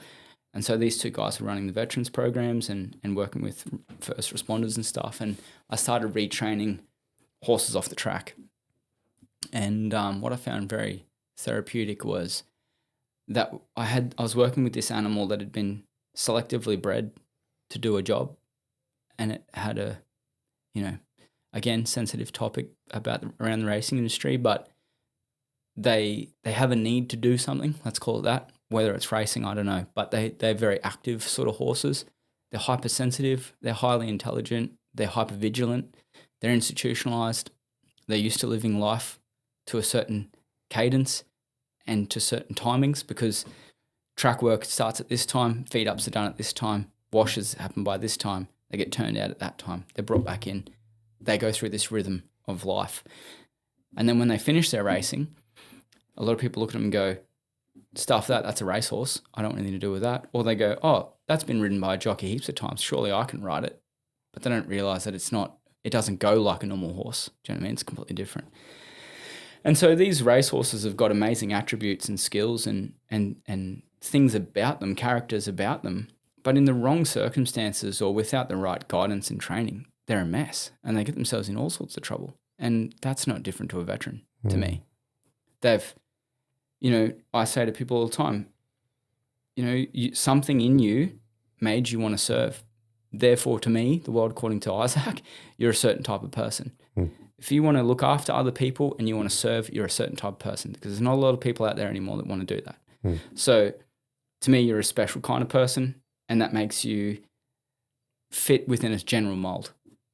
And so when we're working with those types of people, I think they need a certain type of communication, they need a certain type of environment, and they need a certain level of guidance, just like they had when they joined their job. And racehorses are exactly the same for me. And so as I was going through this process of retraining thoroughbreds, I was actually talking to my psych about the same thing, but how it related to me in a psychological context. And I had a very big light bulb moment sort of the end of 2018, where I just woke up one day and literally it was like someone removed the cast off my leg and I was walking properly again. You know, I sort of had that affinity and that moment where I just went, oh shit, everything's different now. And the way I looked at things changed. And that's continued to happen, you know, right up until today. And I'm sure it'll continue to happen for the rest of my life. But it's a pretty crazy sort of journey that I've had and that I continue to have with horses. Yeah, right. Yeah, I could hear all the similarities when you're describing their life. And how did that turn into running programs? Well, it was pretty wild. So when I first got that horse, I ended up at another adjustment centre because the old boy there had to close down what he was doing. And so I went to this other place and I was trying to get lessons with this lady, and she was a horrible horse person. I didn't know enough to know what she was doing was wrong completely, like what about it was not quite right, but I could just sort of sense it wasn't right.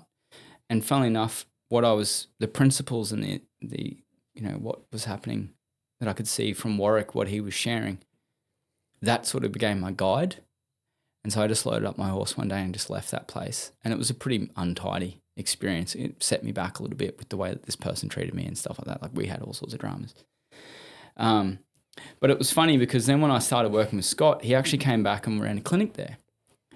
And he said to me, I want you to teach on this clinic. And I was like, man, I can't go back there. Like there's people there that know that I don't, like I'm new to horses, and there's this lady that runs it. She's not going to like it because she's a coach as well, an instructor. And now you're coming back to run this clinic. Like, you know, and at that stage I'd been around horses for about 9 months.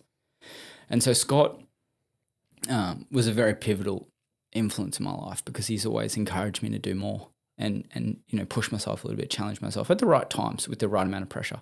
And so he just said, I want you to come and teach on this clinic. So I was teaching people that have had horses their whole lives. And they were literally, one lady was go, I remember that guy. He's only owned a horse for a couple of months. Why is he teaching me? You know what I mean? And, you know, to his credit, Scott said, look, if that guy says anything wrong, then you let me know. But he's just going to teach you what I'm going to teach you. So, and you know, as a clinician and as a guy with a good reputation, that's big to put on me and say, like, I trust that guy to do the right thing. So it was a big role to step into, and that's what started it. And then I was fortunate enough that people were asking me what I was doing and wanted to know a bit about like why I was there and why did you come in as an adult? Why are you into horses as an adult? Like what's going on there? And then so obviously it delves into my service life. And that obviously gained some traction there, and I spoke on Sky Racing. And then SBS Insight, they found out about me, and I did a bit of a piece with their animal therapy. And then I spoke on the ABC podcast, and then Warwick Schiller heard my ABC podcast and emails me and says, I want you to speak on my podcast. And I suffered some pretty heavy imposter syndrome, man. I was like, you know, and it was the same as, you know, after being around a horse for 9 months, giving instruction to people that have had horses their whole life. And then now I'm talking amongst who I consider to be one of the best horsemen that, you know, I've seen. And some of the people that he has interviewed are phenomenal horsemen. And I'm like, man, I can't talk. What am I going to talk about on here? Do you know what I mean? But I've always just stuck to my story, and I just share how I see it. Do you know what I mean? And not everyone's going to agree with that, but that's what I've done, and then that's that's how it started. And I started a program up here in Queensland with my wife at our property, and I was doing that through an ex-service organisation, and that was when I started to. Unfortunately, I was defending them a lot. I was asked to speak at the Royal Commission because one of the directors in the Royal Commission, commissioners in the Royal Commission, had heard my podcast on the ABC as well. So I was asked to speak at that. And I sort of got up. It was interesting. I got up and I spoke about what it meant to me. And it ruffled a lot of feathers. I got accused of a lot of things. I got accused of pushing DVA's wheelbarrow and RSL and all these different things. And I sort of can see what they mean, because we had a Royal Commission into suicide, and I was kind of talking about the positive things. Not all of it, but the things that I'd seen work well. And I shared those things because I was like, there's some maintains here. Not everything is doom and gloom, because if we just sit here over here and we focus on all the deficits, well, someone's got to put together a plan so that we can move out of there. Do you know what I mean? And that's all I was sharing. But and then all the things that I'd been defending and saying wasn't happening where I was, it happened to me. And then I went, oh, you gotta be kidding me. Like, I'm just there eating more humble pie because I'd try to defend and stand up for these different organisations, and then I got the pineapple. And that was a big learning experience for me. I made a lot of mistakes. Lots of lessons were learned. Had conflicts with people that, if I had my time again, I probably wouldn't go down that path. I probably didn't need to get so staunch about that. But that's life. And so I work for an organisation now called Horse Aid. They predominantly work out of Sydney, and that's Scott's organisation. There's a few really dedicated volunteers that help run that non-for-profit. But I'm fortunate enough to just travel down with my family, and we've got a motorhome, and we cruise down there and spend a week working with these guys, and we use retired racehorses. And it's a special opportunity for me to facilitate something that was done for me for other people now, and to give back a bit. And I think that's, we were talking about service and things like that. That's the highest thing for me, is to give back and help other people that have, suffered some pretty traumatic things. Seeing them move on with their lives. Yeah, well, that's it. We have the reason we joined is for that need and desire to serve, right? So when military service ends, we're often looking for another way to serve. Yeah. Like podcasting. Yeah. Or horsemanship. Sharing. Yeah. And like it's cool because I meet a lot of like-minded people, and we were having a yarn before the podcast about people at different stages of their journey, and you can sort of tell where they're at with their level of acceptance and how they're sort of conducting themselves and so on. That's all part of life, right? But it's such a rewarding thing. There's really strong parallels between first responders and veterans. Oh yeah. To me, they're the same. Yeah, they're the same. Like that, you can go and have a chat with a cop or even a paramedic or a firefighter, and there's a lot of crossover there. 100%. Yeah. Part of the program, when it was still, Scott was still working with the Racing New South Wales, we actually worked with inmates. So we worked out of Muswellbrook. With a lot of guys there, and I met a lot of guys when they'd come out, we'd give them jobs. Ironically, mate, there's a lot of similarities between them and veterans as well. And I can see why a lot of veterans get themselves in trouble. Institutionalised. Yeah. And then they get out and they don't know what to do with themselves. So it's been pretty interesting work, man. I never would have imagined, when I was a young dude trying to get out of the army, I never would have imagined that I'm here now doing this, you know what I mean? It's good work, like really good stuff. What is the difference? You're saying it's a totally different kettle of fish. What's the difference between horsemanship and equine therapy? So the big thing for me is that, and again, I'm only speaking about things that I've witnessed, but horsemanship is about communication with a horse. It's about how the two of you become one. And if you read some of the old school books, like horsemanship's been around for thousands of years. The Greek were doing it. and the Spanish were doing it. We've used them in war for a long time, and whoever got on a horse better was the better. Whoever could do more with a horse ended up being the victory force, right? The ones who were going to win. So horses have been there with us for a long time, and they have a strong military connection. And I think that starts to click for a lot of people. So the system that we follow is a classical way of training horses. We start off with what's, some people would refer to as natural horsemanship. But then we follow a classical training of horses. And that classical Portuguese style of training was what they did when they were fighting on horseback. And so there's a level of discipline, there's a level of commitment, there's constant communication. You need to be assertive in what you're saying because that's a big animal. And unless you can prove to him that you're a worthy leader, he is not going to listen to you. So it's very systematic. And it's, do this, do that, do this, do that. Once you're happy with this, then you can move on. And we need to achieve these levels of competency between the person and the horse before we move on. And it's a little bit like you're washing off layers of the horse and the horse washes off layers of you, because we're trying to make the two of you interconnect.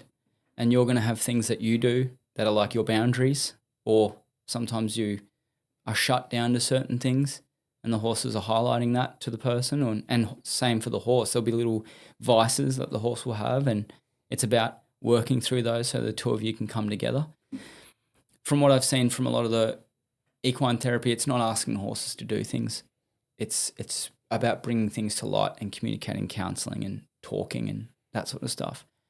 Again, it's got its place, but a lot of people, when I talk about what I'm doing, they're like, oh, that's equine therapy. I'm like, no, it's not. It's horsemanship. And I just sound like a grumpy old dude, but it's the practical application of communication styles or communication methods with a horse so that the two of you can come together. Like almost like breaking a horse in when you want to start riding it. Yep. Well, if you followed that process, the process that we teach, you continue to follow that process. You could do it with a horse off the track. You could do it with an unbroken horse, or you can do it with a horse that's done something, and you'll get the end result. Time is going to be different, but you can do it, and I've done it lots of times. And that is the biggest thing for me, is that we're creating an end state, and we're creating a product at the end of that. And you can argue it lots of different ways that equine therapy does the same thing, but that is the difference. So if you got 10 veterans on a program, is there 10 horses? We'll have 6. We'd like to have 10. If we can, we will have 10, but generally we'll have 6. And you'll sort of put, as we go through the different stages, 5 people will work with 1 horse, and then we swap the horse through. We have horses that have done nothing, and we have horses that have done the program lots of times. So guys get to, get exposure to horses that don't know what they're trying to get it to do, and some horses that kind of go, oh, yeah, I've seen this before. I know what you're trying to do there. Mm-hmm. So a lot of the horses are going through the retraining program themselves and end up as a riding horse at the end of it, which is a nice sort of, the two of them are moving through together, starting off at, sometimes it's a lot of the time,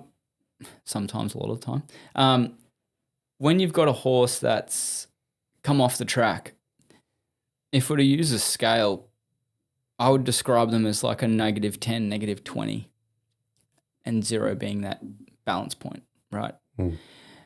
And we've got to get them back to 0, and then we want to move positively in another direction. And I see that in people too. They've taken a few hits. They've lost their confidence. They've lost their purpose. They don't understand why they need to do things anymore. There's no more drive there for them. And so when they start doing it with a horse that's in a similar sort of situation or predicament, it becomes an indirect therapy, because I'm helping them to better understand the horse and integrate with that horse. But they're having to change things about themselves so that they can do that with the horse. But the conversation's about the horse, not them. Mm. But then there's this innate drive and motivator because of this beautiful animal that you've put them with to change. And then they start to identify the fact that kid, that horse actually sort of resembling my child at the moment, or my partner, or my mate, or someone that I met down the road, or these little conflicts and internal dilemmas come out, and that confrontation of, I need to have a conversation with this horse. I don't know how to do it. You know, some people get really handsy and they try to over control the horse, and they will start physically, you know, if you ask them to move the horse around, they physically put their hands on the horse to try and move it. Some people just shut down and they can't think. Some people get aggressive. Some people are really nervous. And then so as a person that's there to support them through that, we're coaching them through those stages, and we're helping them to get back to being present about what's going on in front of them and leave all that other stuff behind for a moment. And so then they start to take little bite-sized pieces of whatever it is that brought them there, if that makes sense. There's a reason why we're all there. Yeah. And so rather than me going, hey, tell me about how this bothers you, do you know what I mean? It comes out with the horse. Yeah. Yeah. And they change their behaviour to get the horse to do what they want to do, and then they can see that they need to change their behaviour with their friends and family and stuff. 100%. And, you know, horses are a prey animal, so they know when they look at us that we're a predator because our eyes are here and theirs are over here. They pick up a lot through smell. They can smell the chemicals in your body. They can smell if you're stressed. They can smell if you're anxious. They can smell if you're angry. They say that horses smell as much as we can see because they need to pick up from their environment in that way. So they're extremely perceptive, and they're very, very good at reading people because racehorses have predominantly dealt with people. They're not often left into a herd. They're generally in a stable working with a stable hand and a jockey or a track worker or whatever it may be. Yeah. Right.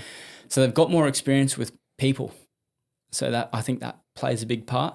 And it's interesting too, when you get a heap of thoroughbreds and we would take them up to Musselbrook or whatever and you let them go, the ones that have just come off the track, they sort of all look at each other and they got no social skills because they're so used to being, do you know what I mean? They find it really hard to be a normal horse for a long time, and we used to put them in with a heap of big Clydesdales and big heavy horses that would sort of teach them the ropes, and sometimes they get beat up and sometimes they get some harsh reality lessons about this is how you be a horse now, but that's all new to them.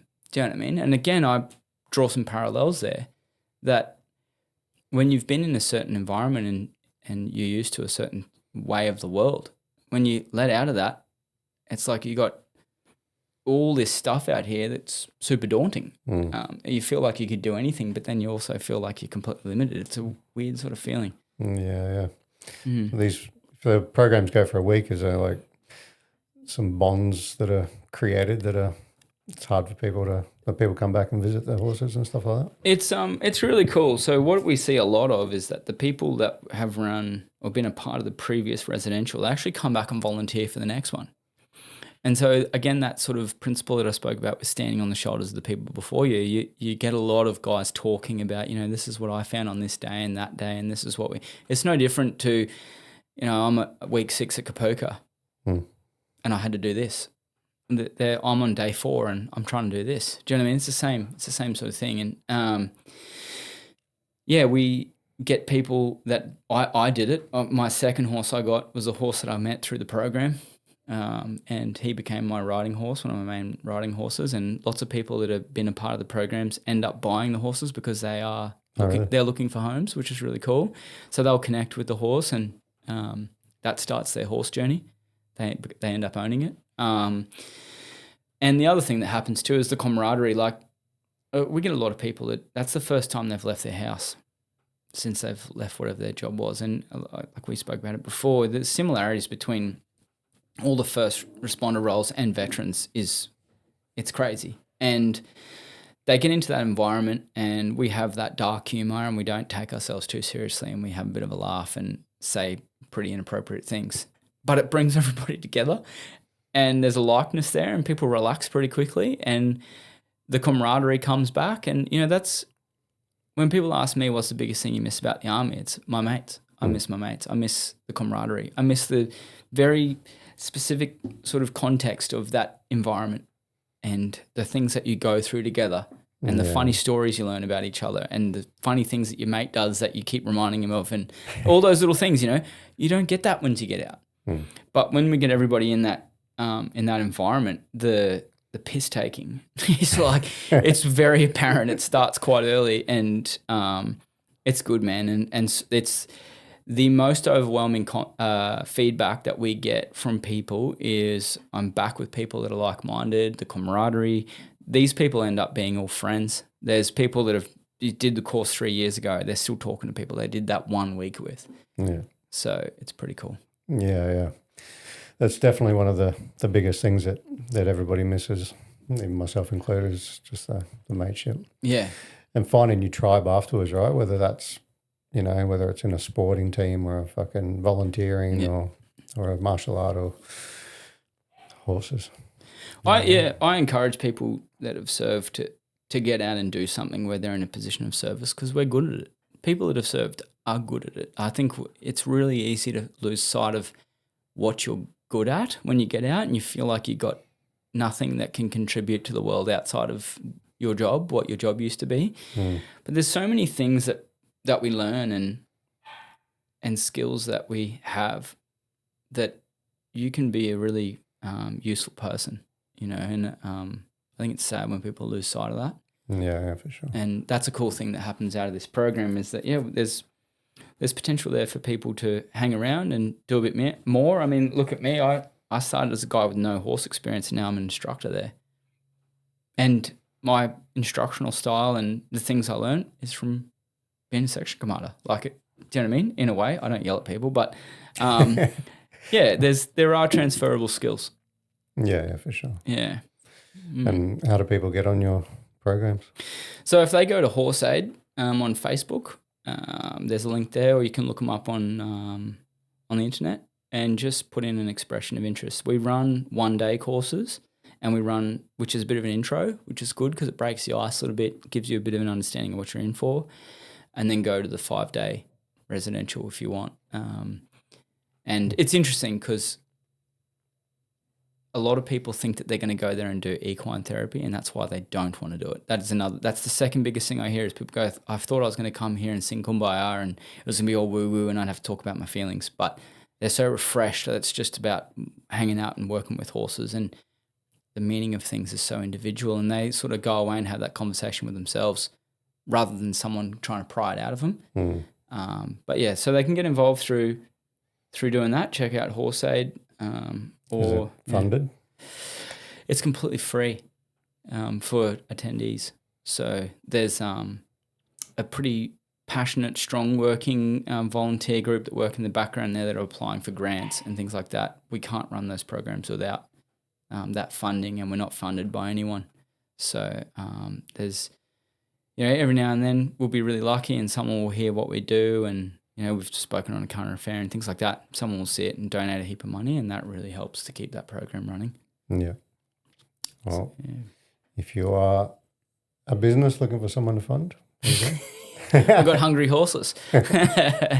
We've started to get a bit of support through the harness racing guys down in New South Wales.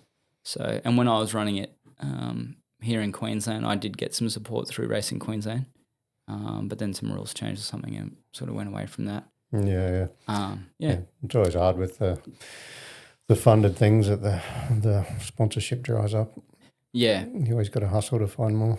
Yeah. And it's tricky too. Like, as I've said before, I acknowledge the fact that I can get a little bit passionate and I feel like this is the only way to do it. But that's based off my experience, and I've seen a lot of examples of it working, but we get a lot of people that try to reinvent the wheel and do other things. And I saw it a lot when I was working in the ESO space. There's so many ESOs that are all trying to pitch in for the same bucket of money, and it just thins it out, which, it's only my opinion, but it'd be cool if we could come together a little bit more and do a bit. Yeah, thinking about the different, instead of throwing all the money at the same thing all the time, branch out a little bit. Yeah. That's cool, man. So when's the next one on? May, 23rd of May. Is it full? I would say there's some spots. We've got a wait list of about 50 people, so definitely register. But we're chipping away at those groups. We try to get 10 to 12 people on a course, but it's tricky too. Like a lot of these people that are trying to get on this course, they're battling, and so sometimes it gets too confronting to come. And we've had people that turn up and turn around and will drive back out. All right. You know, and I get that. It's confronting. But I think that's part of the reason too why I feel so strongly about this just being a horsemanship program, because we do have that bit of a stoic attitude where it's like, oh, I'm fine. Do you know what I mean? Like, no, I'm not going to equine therapy. I don't have problems. Do you know what I mean? But we do.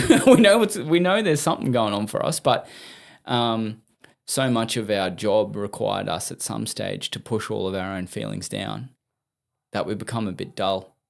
And, you know, funnily enough, man, you see that with horses too, that you'll find plenty of shut down horses that have had to put their feelings aside to do whatever's being asked of them. And, you know, it's very telling. You know, my most recent horse is not a thoroughbred, he's a warm blood, and I bought him as a stallion. And he made me realize how much I was leaning into the fact that thoroughbreds were like-minded in a way that they could take direction almost how I wanted to give it, if that makes sense. But he was kind of like pretty willing to give me the finger and say, I'm not listening to you, mate. You know what I mean? And I had to change my approach. It was a real eye-opener for me.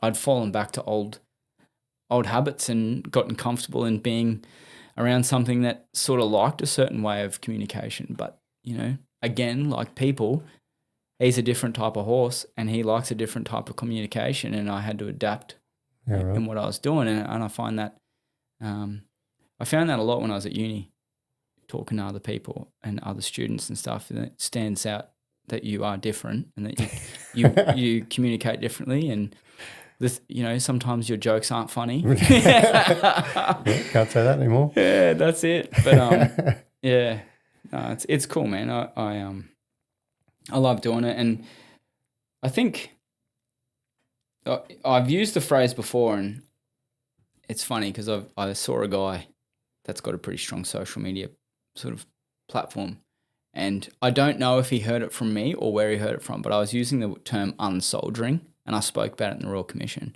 where we go through this process of becoming something, and then when you get out, it's like, I can't keep being that person, I have to become someone else, right?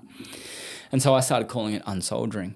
And I think racehorses have to unracehorse themselves, and the guys that are working with them have to unsoldier themselves so that they can communicate with that horse more effectively. And this guy was like, you know, I heard this term unsoldiering and I hate it because I'll always be a soldier and blah, blah. And I understand that too. I get that too. And he's right in what he's saying. There are parts of us that you will always have. You're always going to be that. And I think that comes down to the type of person you are.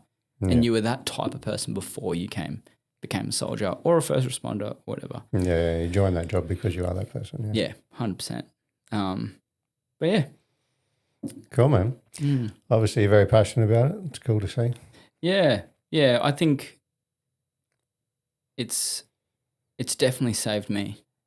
It's definitely given me that new like direction and identity and stuff like that. And you know, I'm fortunate enough to have 3 kids, and my wife and I have got a property, and we're doing all our own things. And I think, man, if I didn't have those conversations with those old boys and join all the dots a little bit, and I'm still learning, man. I still make mistakes. I still do dumb things, but it's life. Yeah, that's it. And a lot of it, man, I attribute to those old diggers that I was having a yarn to, and working with horses and stuff like that. And but you know, it's funny you talk about martial arts, because some things that I always do is I box, and I shoot, and I race cars, and I do horses. And I look back at it, and it's like, you have to find those things that can replicate what you were looking for when you join the army or defense or whatever you did, right? But again, comes back to type of person. You have these certain things about you. And you talked about Muay Thai and that community, and there's physical exertion there, there's discipline, there's going through a bit of pain, you know, all those sorts of things. And I think that's a really important part of being able to move past experiences. We're always chasing the dragon, right? And that often ends up in incarceration and drugs and alcohol and crime and whatever else. But yeah, just finding the healthy outlets to fulfill that need. For sure. Yeah, like, man, how many people do you see that do really well with BJJ?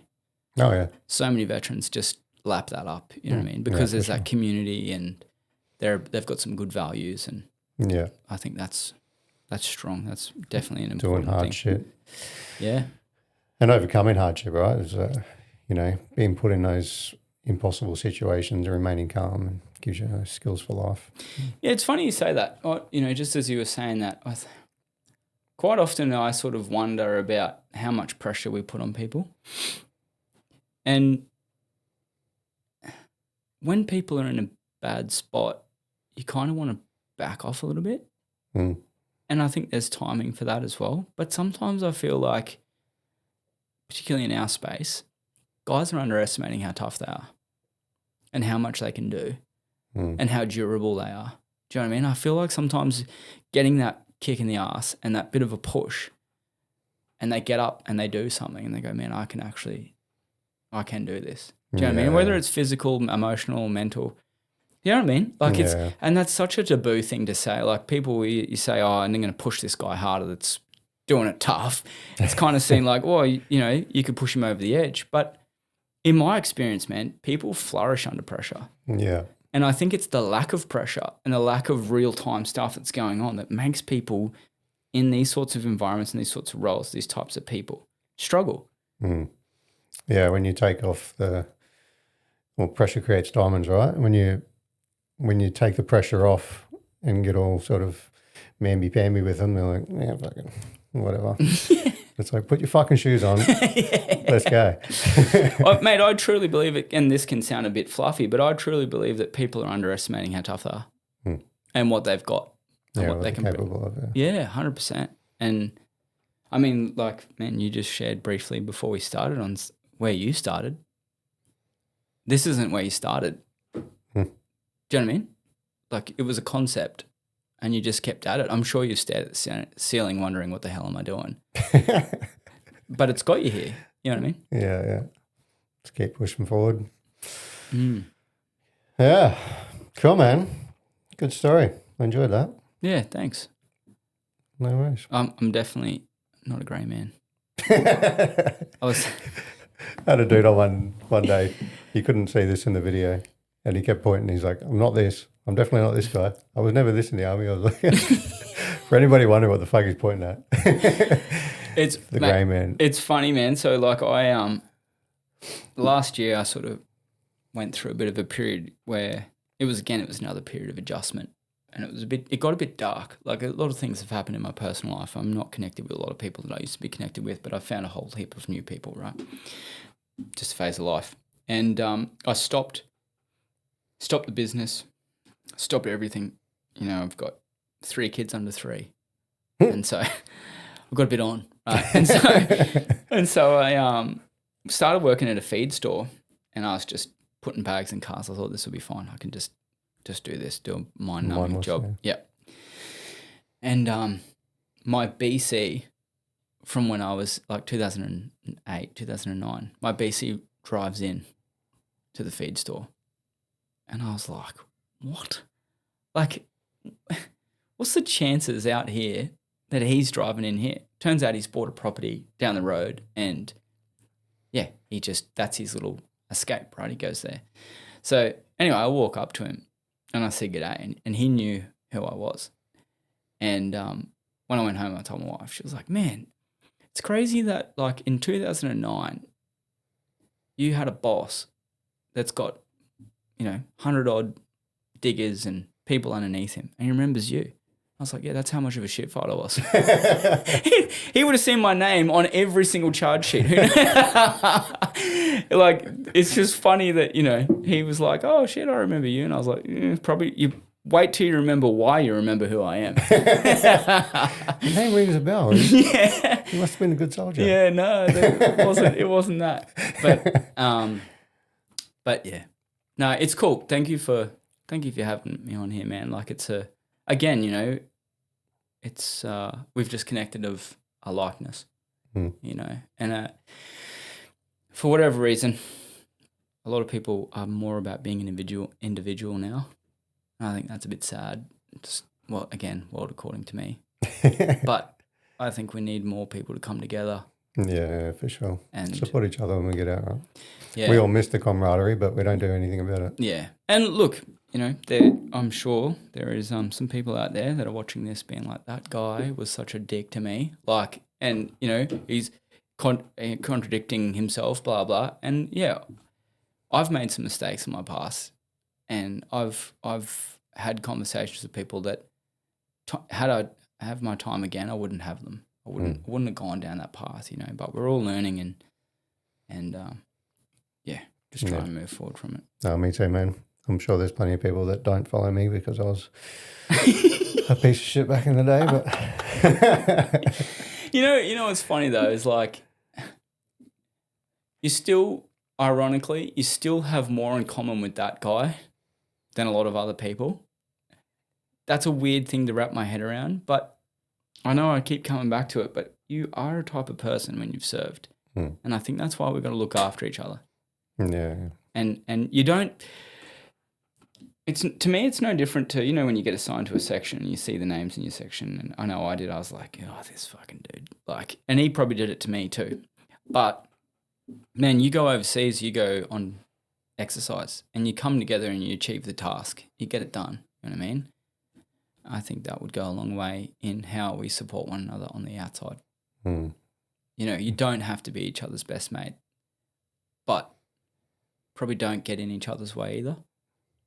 You know? Yeah. Because we spoke about it when I first spoke to you, you know, like the different cultures within defence, and I think we have a little bit of that.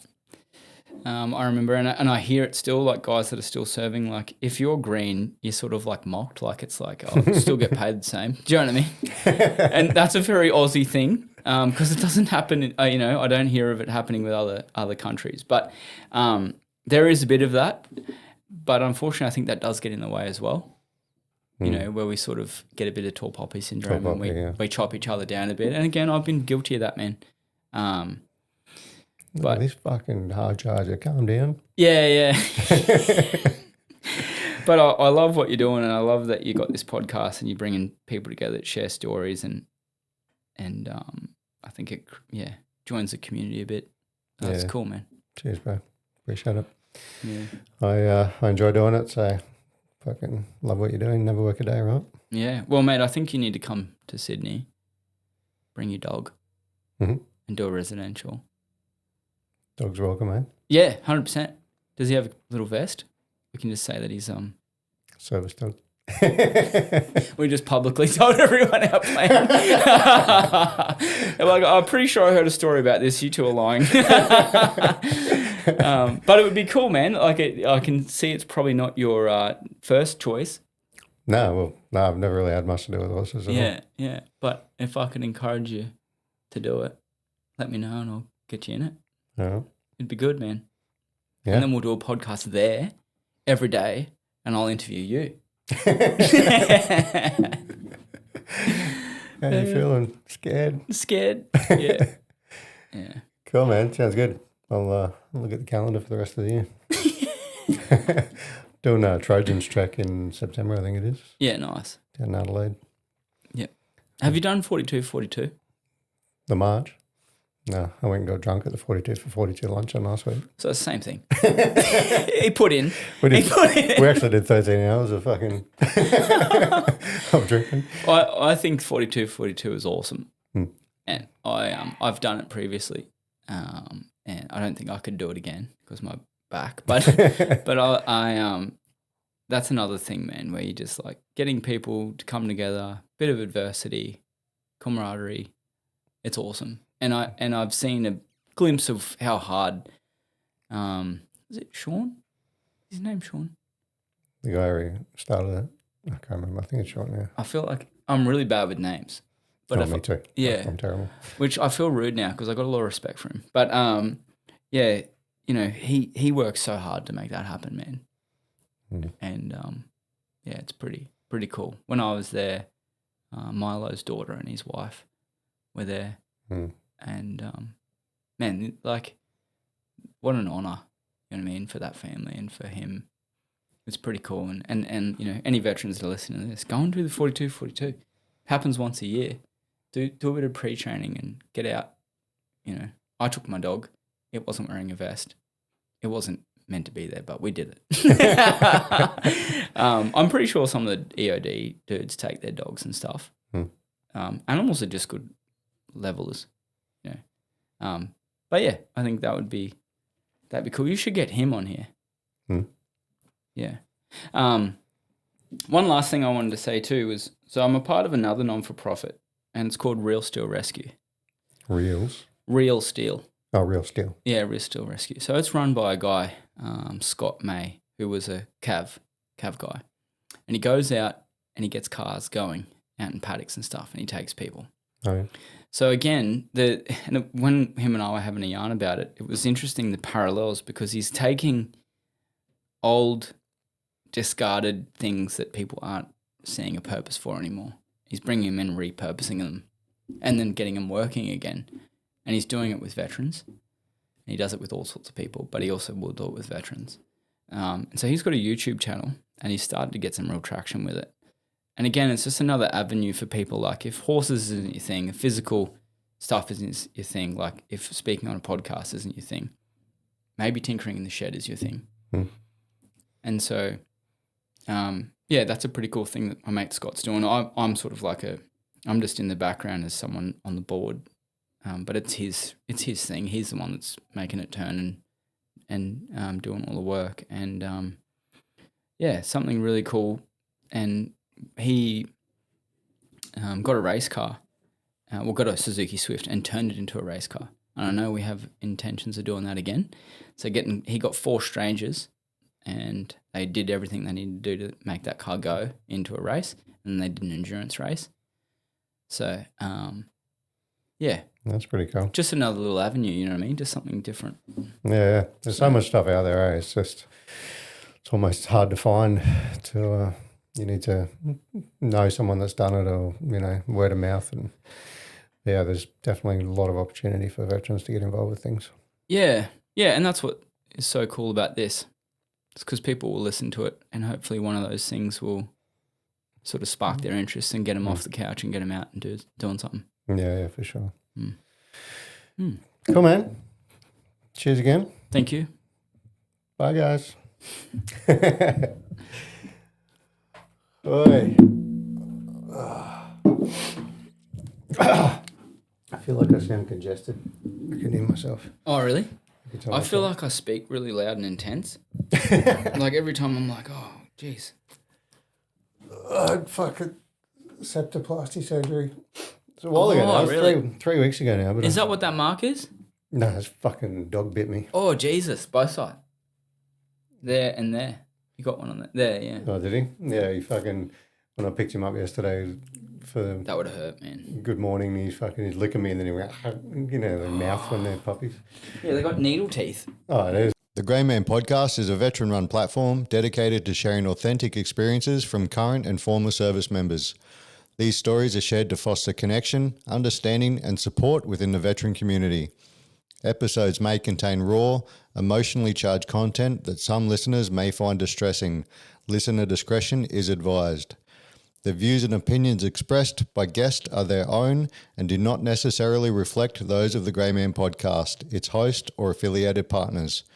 The Grey Man Podcast assumes no liability for any statements, opinions, or representations made by guests during interviews or discussions.